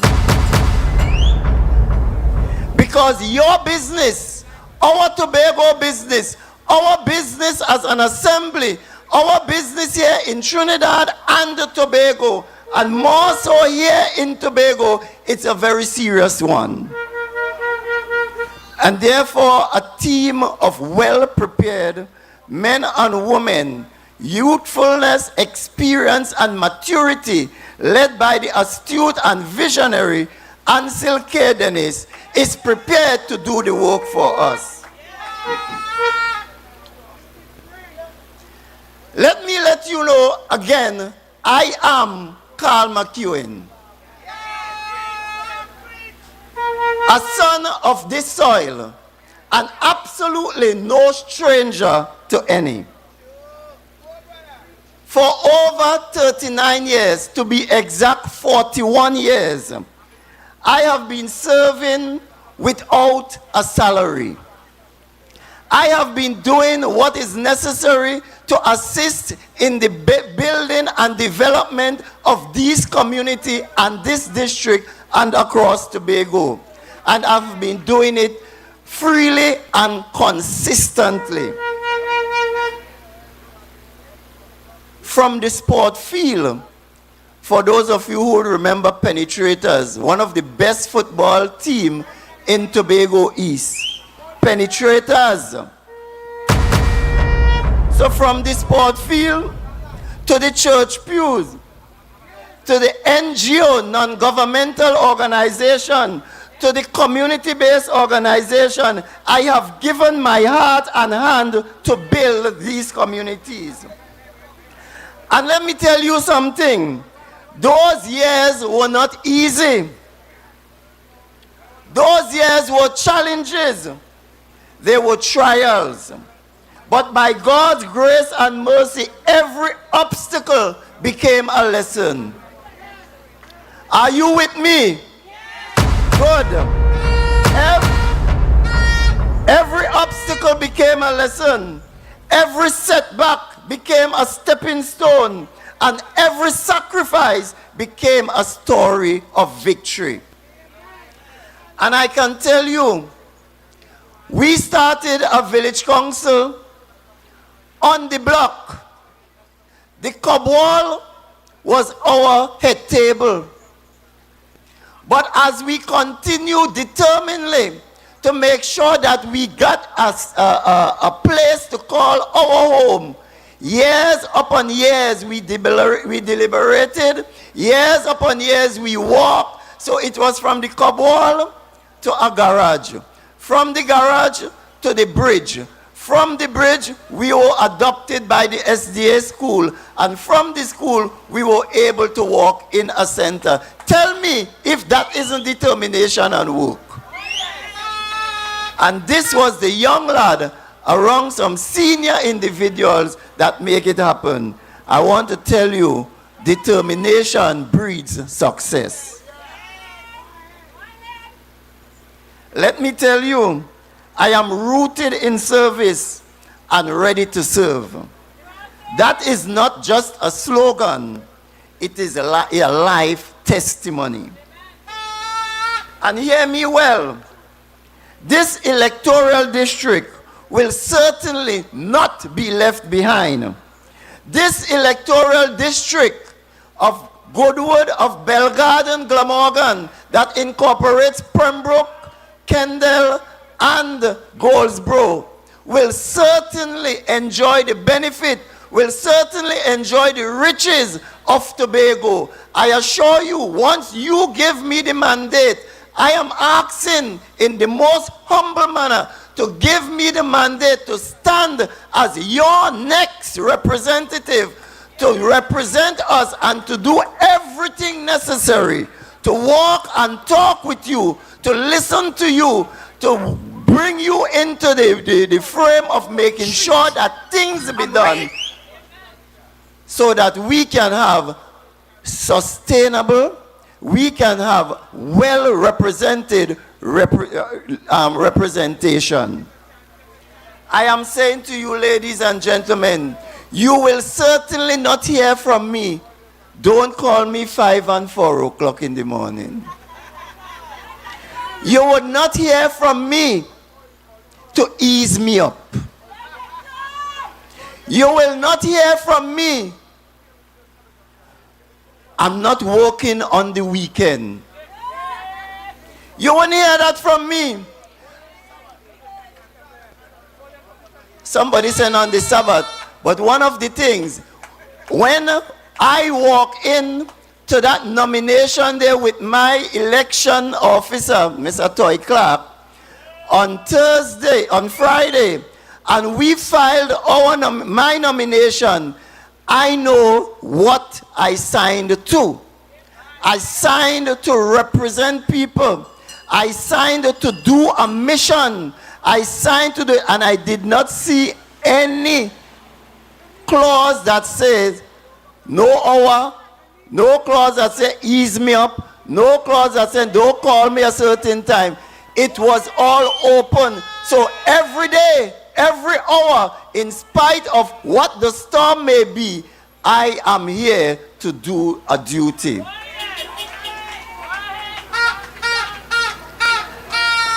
Ladies and gentlemen, kings and queens, I just want to bring us some remembrance of what the PNM administration would have done in this block. From Kendall to Glamorgan, we handsomely benefited from the riches and the opportunity of the People's National Movement. And let me remind you,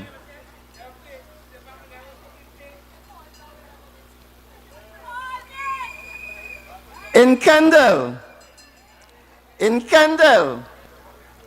the Kendall Farm School, empowering young farmers.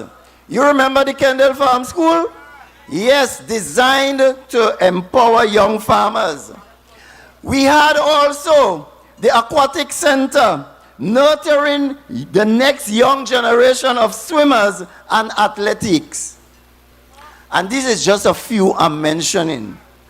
In Belgarden, we have the fishing facility supporting livelihood. The multi-purpose facility and health center bringing service to community. Upgrading of the recreation ground, giving our youth a safe space to dream and grow. In Glamorgan, we had the best water in Tobago. Tests have proved beyond a reasonable doubt that we have the best water. The water treatment plant improving water access and quality. The multi-purpose facility, a hub for activities and culture. And these are just but a few. In Pembroke, the community center and youth development center, building skills and connection. The Pembroke Heritage Park, preserving our culture. The Pembroke Health Center, improving health care for our people. And in Grosborough, we have the agriculture unit, supporting farmers. And a processing unit.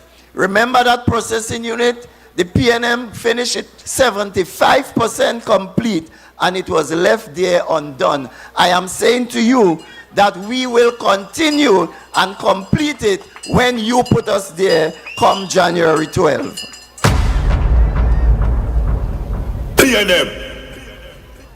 Ladies and gentlemen, kings and queens, I am proud, I, 𝐂𝐨𝐦𝐞 𝐋𝐞𝐦, I'm proud to stand among a team of 15 men and women, young, vibrant, experienced, and determined.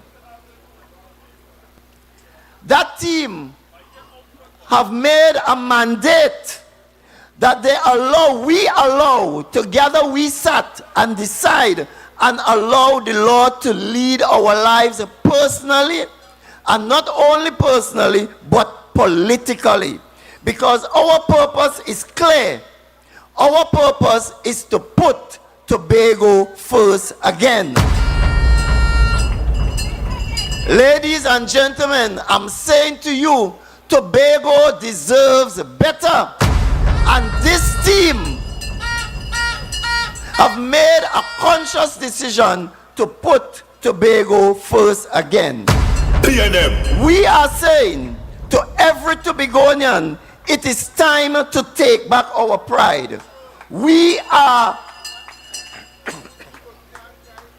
take back our pride in who we are, faith in what we can do, and confidence in what lies ahead.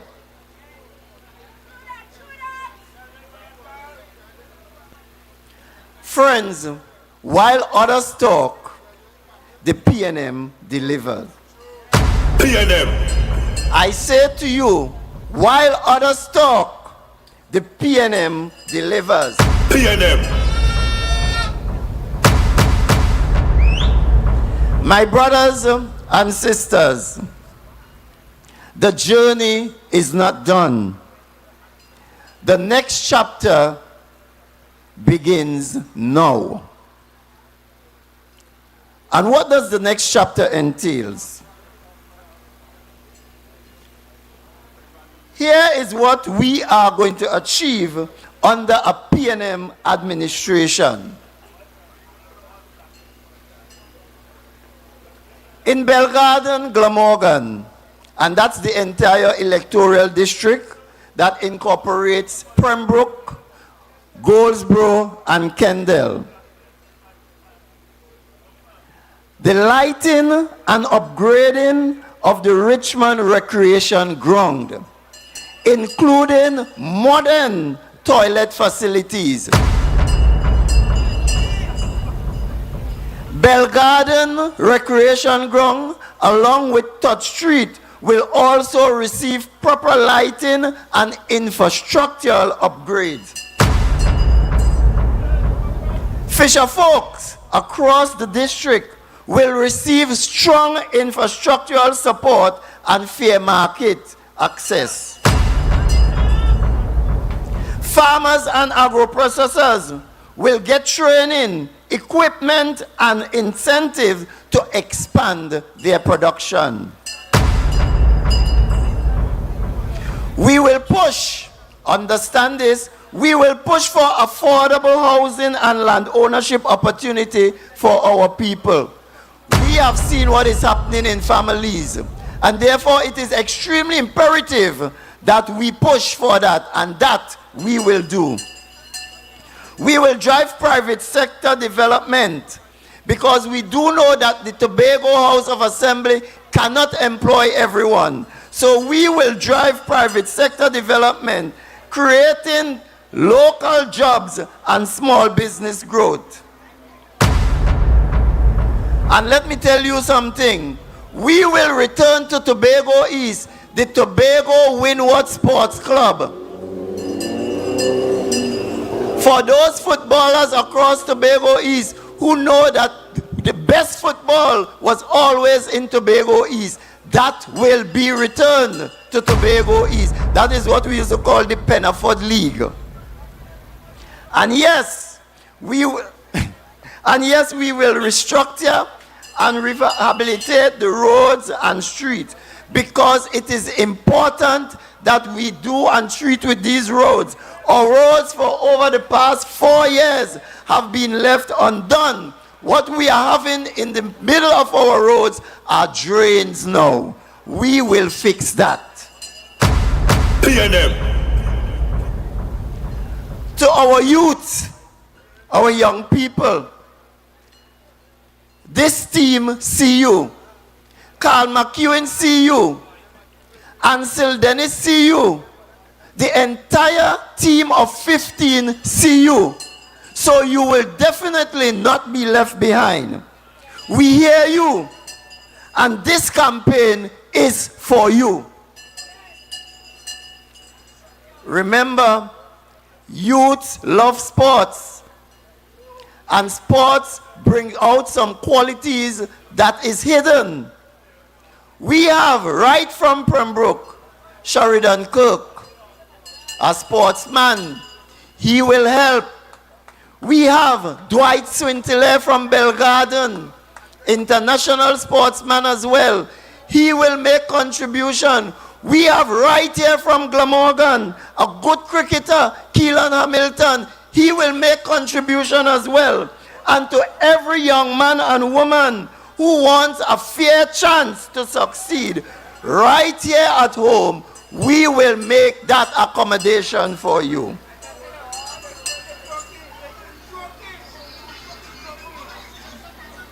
You are not the future. I say to you, you are the now. And I will fight for your space.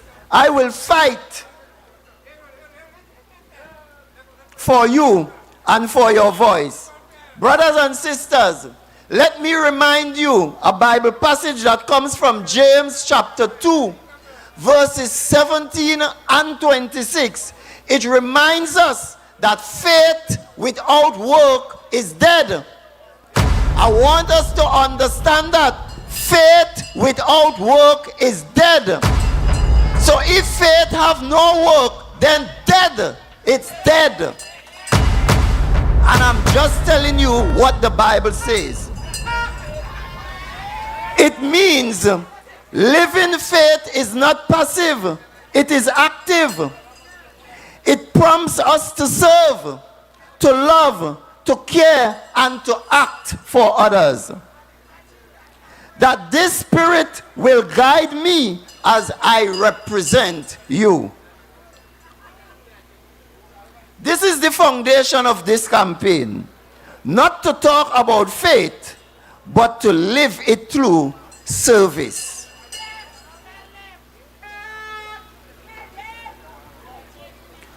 We know the reality today. We see it. We feel it. Our island has been drifting. Our island is divided, uncertain, under strain. Promises have been made, but not kept.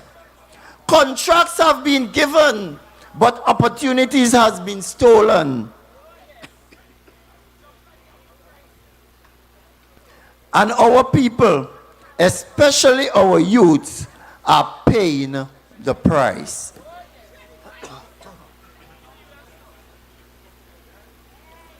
But I say tonight, enough is enough.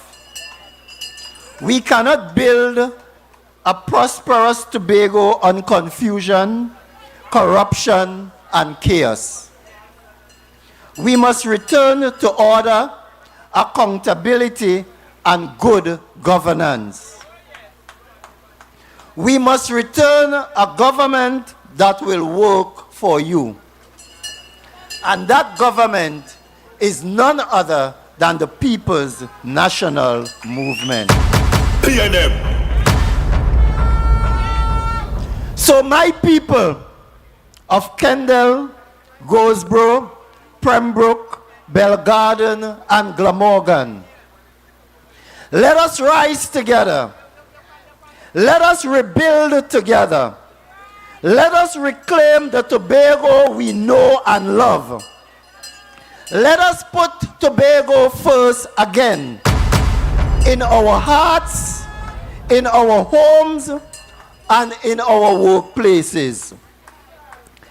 And more so, in order to do it, let us make sure on January 12th, let us put it in the ballot box. I say, on January 12th, let us put Tobago first again, as you demonstrated by putting it in the ballot box. When you cast your vote, I am saying to you, and I am asking you, to cast your vote for Carl McEwen and the People's National Movement. PNM. When you do that, you are voting for service. You are voting for stability. You are voting for progress. You are voting for integrity. You are voting for moral values. You are voting for pride. You are voting for leadership that you can trust. You are voting for Tobago's future. So as I close, I say to you,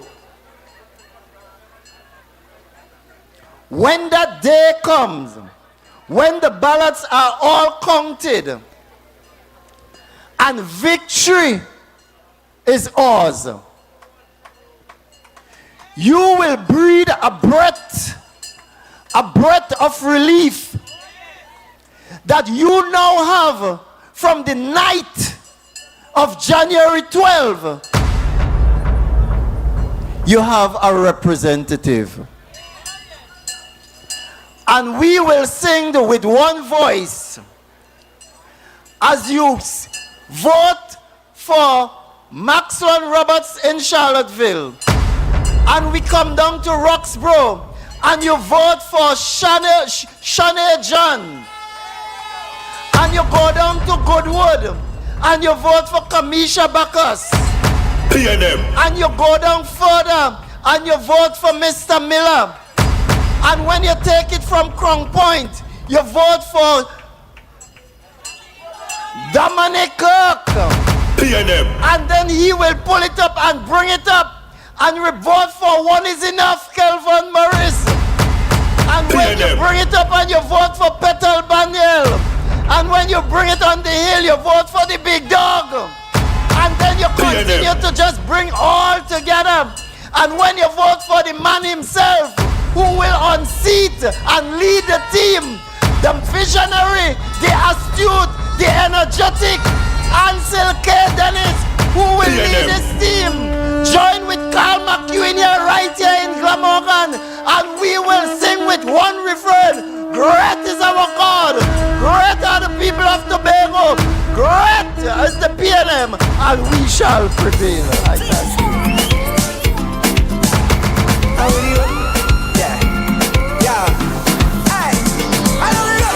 Give me the work, with the work, give me the work, with the work now. Give me the work, with the work now. Down, I come for this work. Sign me up, I come for this work. Sign me up, I come for this work.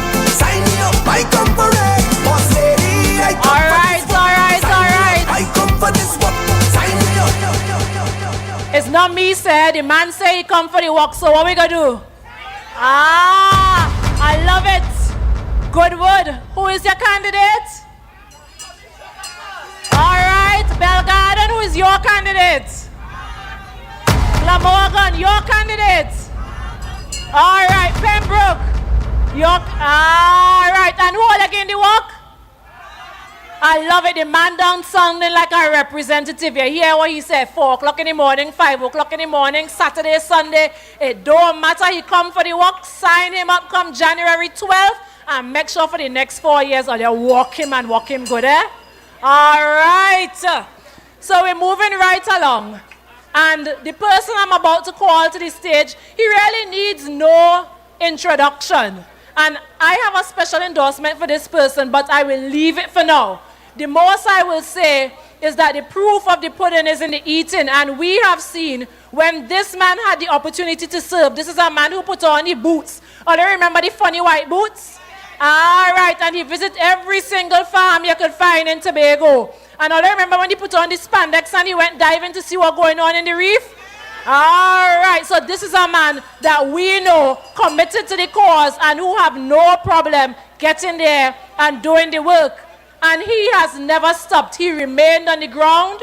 He remained grounded over the last 4 years. He has continued to walk the length and breadth of Tobago, meeting with the people, understanding the issues, and developing a very bold mandate for the People's National Movement to the people of Tobago. So at this point, I want you to join me in bringing on stage the political leader of the Tobago Council of the People's National Movement and our next Chief Secretary, Mr. Ansel K. Dennis.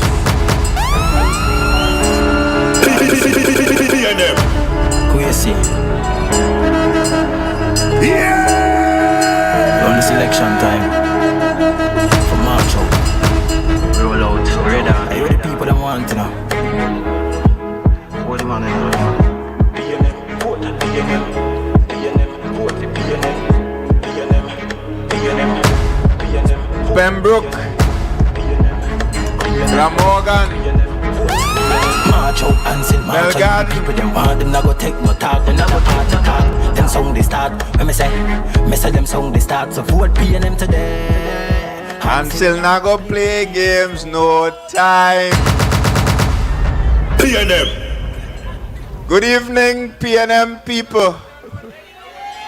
Good evening, Tobago people.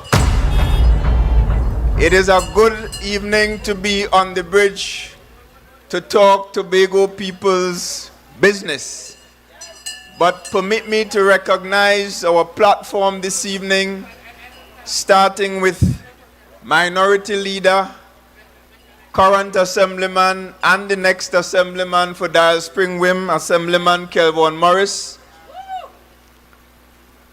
Senator, chairing this evening's meeting, Mrs. Melanie Roberts Rajman. PNM. Former Senator and Public Relations Officer of the PNM here in Tobago, Mr. Lawrence Hislop.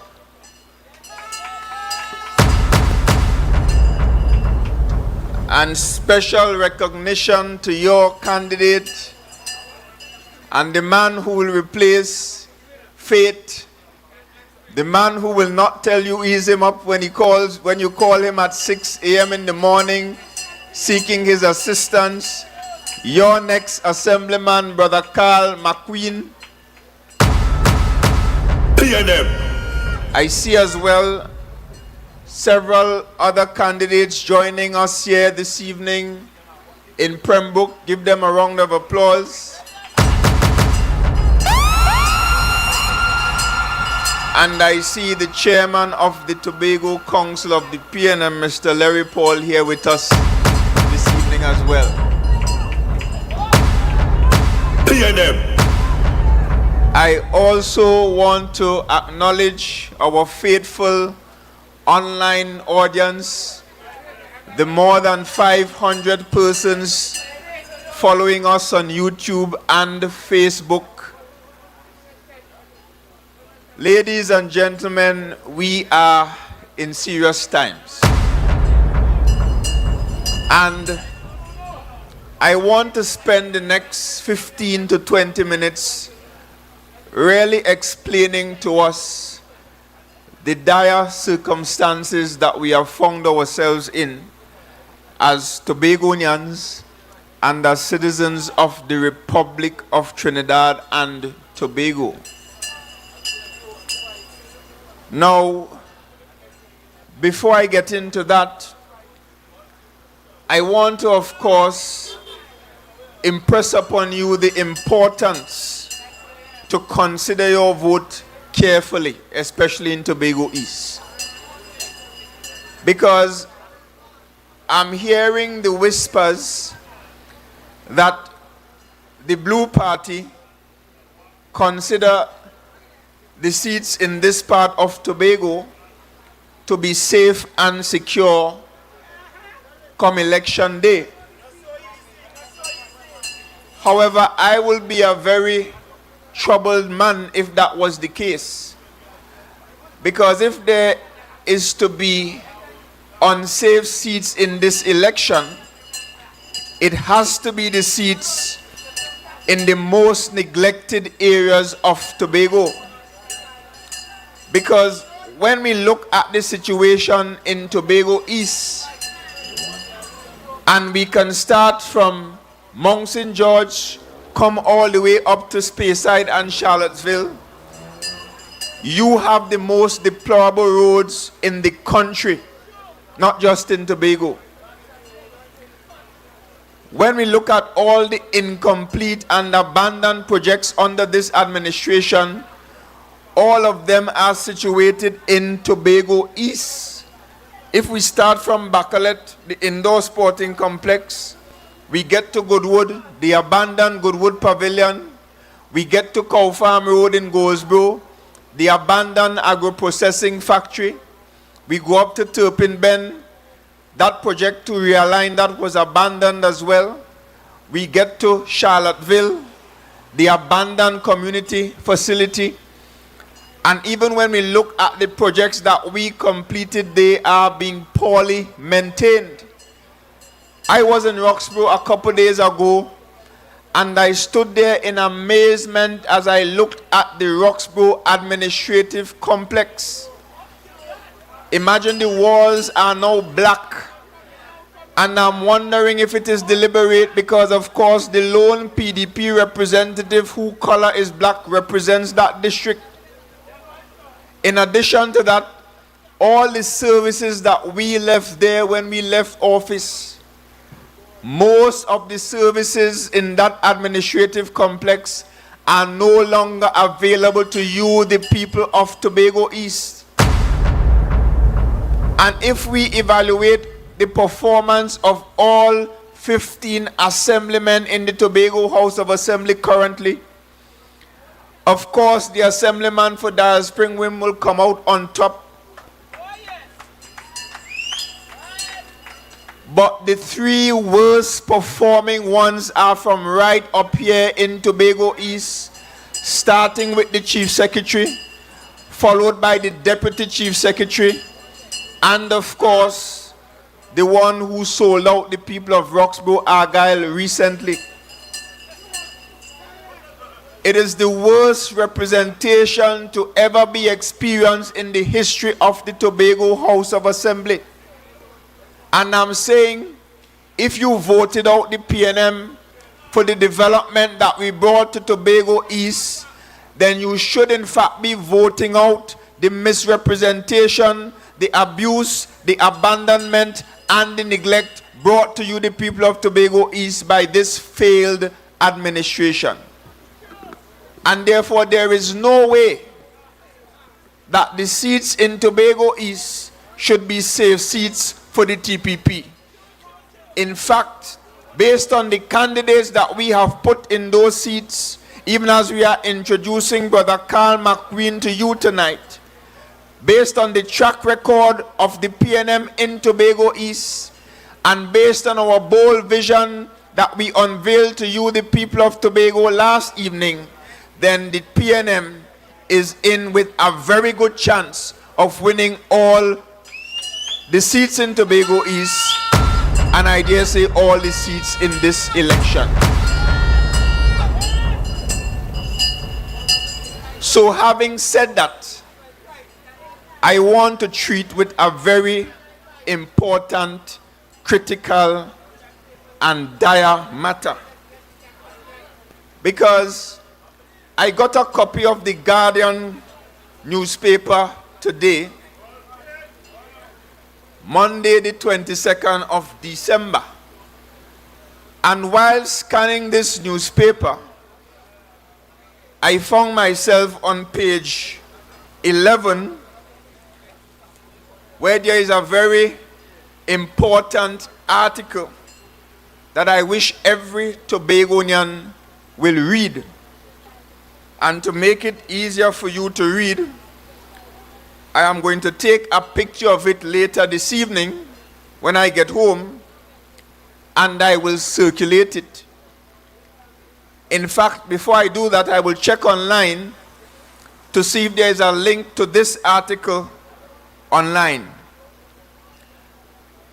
And the title of this column, written by one Curtis Ward, is "A Target on Her Back, TNT in the Crosshairs."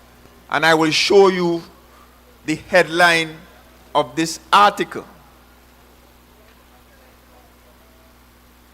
But let me tell you who is Curtis Ward. Curtis Ward is the former ambassador of Jamaica to the United Nations with special responsibility for Security Council affairs. So, Curtis Ward is not a PNM. Curtis Ward is not campaigning for the PNM. Curtis Ward is not even a citizen of Trinidad and Tobago. Curtis Ward is simply giving an objective and informed opinion on what is taking place in our country. And of course, I will not read the entire article, but there are some critical parts of it that I want to read for you, the people of Tobago, this evening. Listen to me carefully. But what is the price the country of TNT and the people could pay for short-term undisclosed benefits accruing to the Prime Minister in exchange for the risk to the country's long-term safety and prosperity? the installation of a military radar, not a civilian radar as first represented, at the country's international airport here in Tobago threatens the country's most important infrastructure. The Trinidad and Tobago government made the airport perimeter a military target. It has put TNT's international civilian airport, which is integral to the country's economy, in jeopardy. A target on her back, which has placed TNT, especially Tobago, in the crosshairs. The radar system installed is designed for monitoring aircraft and missiles. Let me say that again. The radar system installed is designed for monitoring aircraft and missiles, not maritime traffic in the Caribbean Sea as originally suggested. It doesn't target narco trafficking by small boats. In addition, the radar is integrated into an automated anti-missile response system to destroy missiles fired from Venezuelan territory. Therefore, the radar is a war asset, and it will be a primary target for Venezuelan missiles and bombers should the Venezuelan military respond to current aggression. Degrading and neutralizing the radar system will be strategic for the Venezuelan military in prosecuting any war with any aggressor. It will be a priority target. Let me say that again. It will be a priority target should the current conflict escalate into military aggression. Persad Bisesa, and let me give her respect. Mrs. Persad Bisesa has placed a military target on the backs of the country and the people. It is a scenario in which more Trinidadian and Tobagonians than American citizens could be killed. Far more damage will be done to TNT's infrastructure and economy than to that of the United States, thousands of miles away. It is concerning that in the Prime Minister's rush to compete for the radar installation on TNT territory, there appears to have been little appreciation of the risks to the country and its people. Her advisors seem oblivious to the implications of her decision. It reflects a lack of global dynamics, lacking knowledge or understanding of the geopolitical and security implications for this country. Or the Prime Minister's decision-making merely reflects blind adherence to the America First foreign policy ideology of the current U.S. administration. Having placed the country and people of Trinidad and Tobago, and let me be more specific, the people of Tobago in the crosshairs of a possible missile response by Venezuela, should the U.S. carry out military strikes against them, the plan must include installation of the Iron Dome on TNT territory as done for Israel, or enhanced protection by U.S. warships deployed and equipped with anti-missile technology. Neither option provides 100% guarantee that no Venezuelan missile will land on TNT soil. And let me pause here to remind you of something.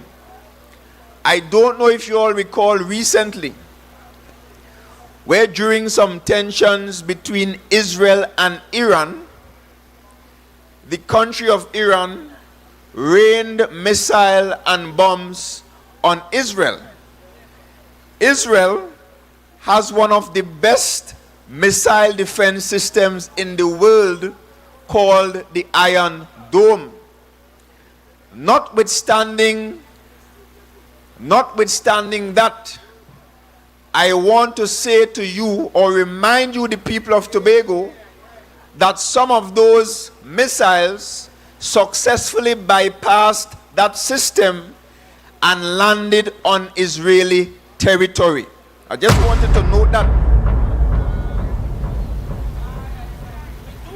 The situation drifts rapidly towards military conflict. In recent days, the US military announced 3 new strikes, killing 8 people and bringing the total killed close to 100. This followed the seizure of a tanker loaded with Venezuela oil after departing a Venezuelan port. And let me fast forward to the last part that I will read. The stakes for TNT resulting from Prasad Bisesa's complicity increase exponentially with each bellicose declaration from Washington. From merely confirming traditionally friendly relations between the United States and this country on mutual security and economic interests, it has escalated to a military alliance against our neighbors in Venezuela and a collaborator in the policy of what appears to be regime change. Prasad Bisesa has endorsed and is complicit in extrajudicial killings in our Caribbean Sea, described by legal experts as the commission of war crimes. She has abandoned the concept promoted by the country's founding Prime Minister, Dr. Eric Williams, and subsequent TNT and Caribbean leaders of maintaining the Caribbean as a zone of peace. She obliterated a decades-old regional policy. She has shattered what little unity existed in CARICOM, and she has shown total disrespect for her regional colleagues. And I will stop there. In the face of all of this, our Chief Secretary has remained silent and complicit. And you see, I want to say to you, the people of Tobago, that wherever Trinidad and Tobago was mentioned in that article, it really means Tobago. Because Mrs. Prasad Bisesa and her cabinet sat and made a decision.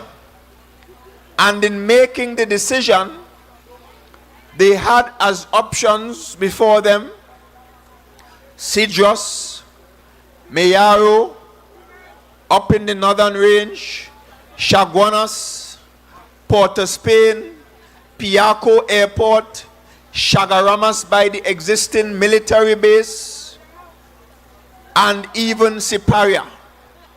And of all the options available across Trinidad, they sat in their cabinet and they made a decision to choose Tobago, Crown Point to be exact, in close proximity to our only international airport on this island, to put their radar. And you must recall that this came without consultation. This came without information. This came without discussion. In fact, it came with pure lies. Because you must recall that many of you Tobagonians were awakened by the loud roar of an engine. A plane engine of the likes you never heard before in your lives. And then we realized that it was a massive military plane. And when the Prime Minister was asked what is going on in Tobago, she said to you that the military of the United States was in Tobago building some kind of road. When she was asked if there was still military personnel in the country of Trinidad and Tobago, she said to you, the people of Tobago, it is her belief that all of them left, when in fact several of them are still here occupying hotels on this island. And of course, your Chief Secretary, when asked about his position on this matter, he defended the Prime Minister. He even thanked her for the disrespect. Could you imagine that our once bold, rude, and vicious Chief Secretary, when it was a Tobago-born Prime Minister leading the PNM government, turned suddenly into a little peepsqueak, or what you might want to call a konomono, a momo, or worse than that, a mepeu. All of a sudden, this Chief Secretary was thanking the Prime Minister for the disrespect. So no information previously, no discussion previously, but of course she sent up Wayne Sturge and the current Attorney General, John Jeremy. And by the way, I returned on the same flight from Trinidad, the same day they came up. I was on the flight. And when I came off the flight, I went straight to the radar site. And I stood there and I looked at my phone and I recorded a video and I placed it on Facebook to inform you, the people of Tobago, what was happening. I spoke out on your behalf. And the question has to be asked, what is preventing this Chief Secretary from speaking for the people of Tobago in current circumstances where the lives and livelihoods of the people of Tobago has been placed under threat?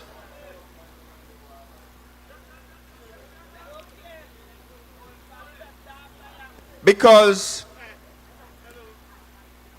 you have to be informed as well that it is not just a radar.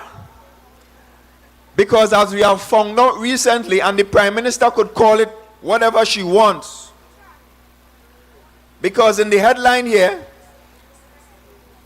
right, it says, PM confirms military have set up support office for radar. Ladies and gentlemen, it is not a support office. It is a military base. She could call it what she wants. Once you have military equipment and once you have military personnel transiting there, it is in fact a military base. And therefore, we have given up our sovereignty as a country and we have lended ourselves to be exposed to the repercussions of any further military conflict within this region. And finally, I want to tell you, the people of Tobago, that this is a very serious matter.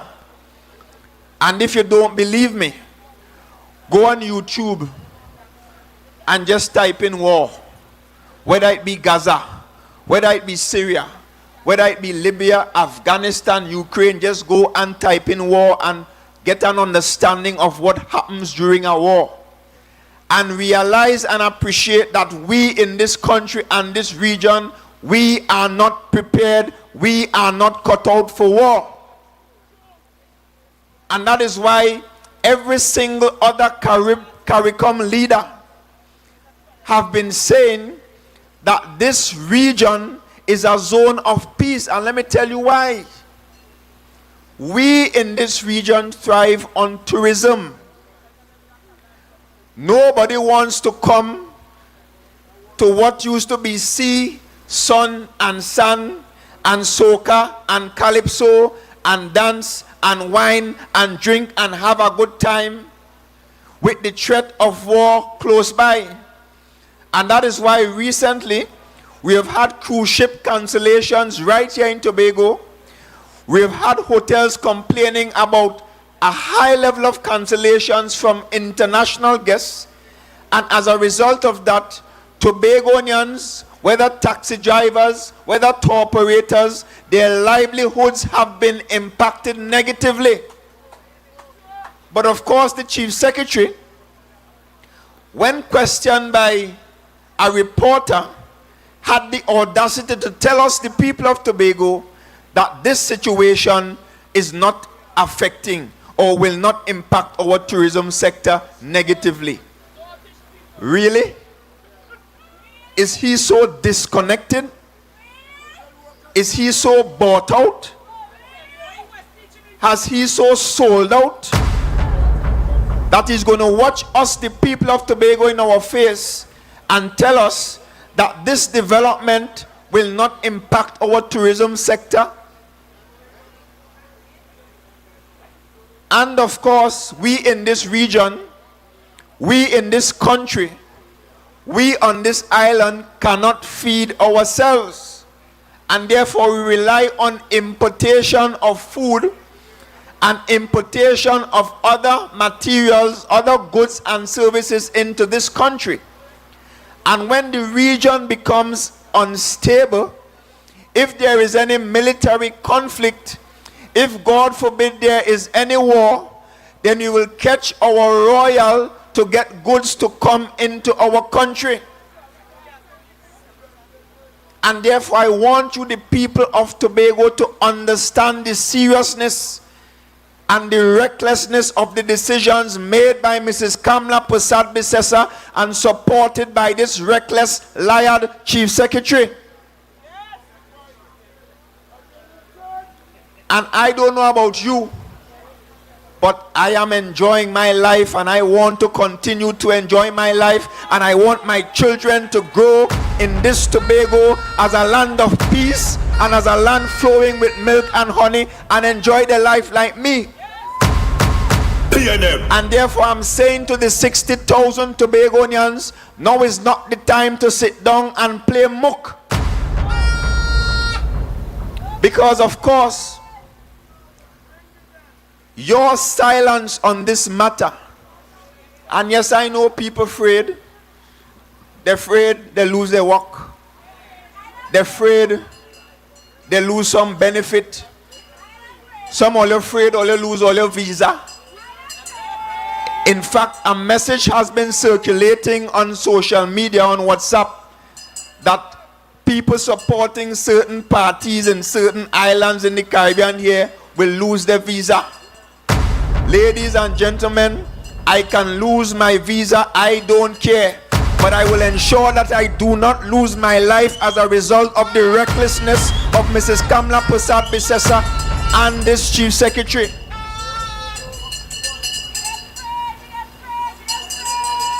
Because I could lose it, but I'm sure I could apply for it again later, only if I am alive. And therefore, you, the people of Tobago, you have a decision to make.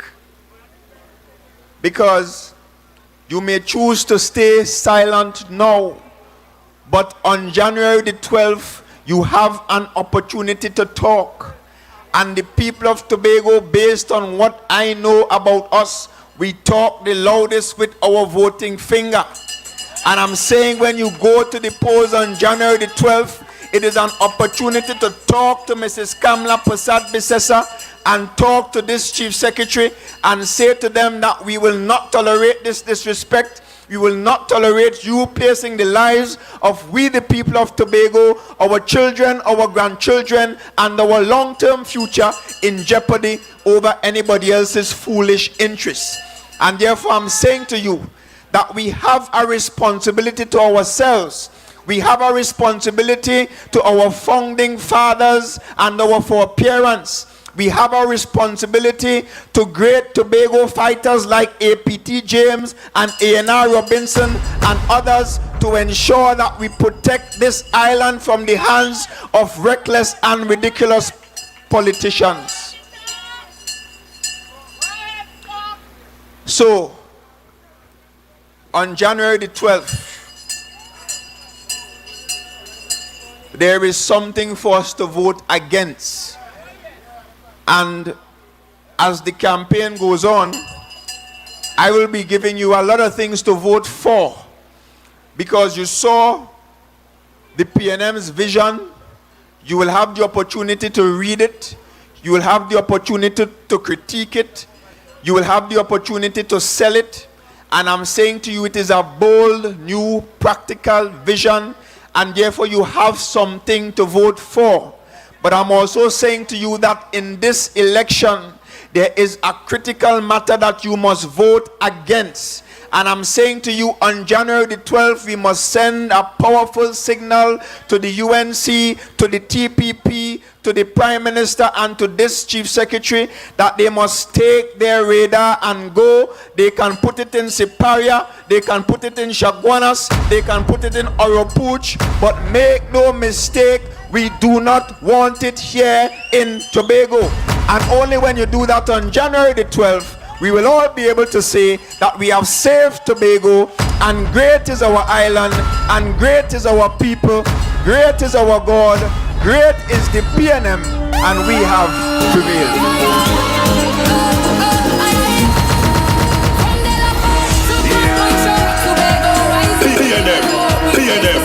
We took the test, now we're coming back with our very best. We built the schools, the roads, the ground, in every village progress found. We learned, we grew, we took a stand, now we're moving with a brand new plan. Put Tobago first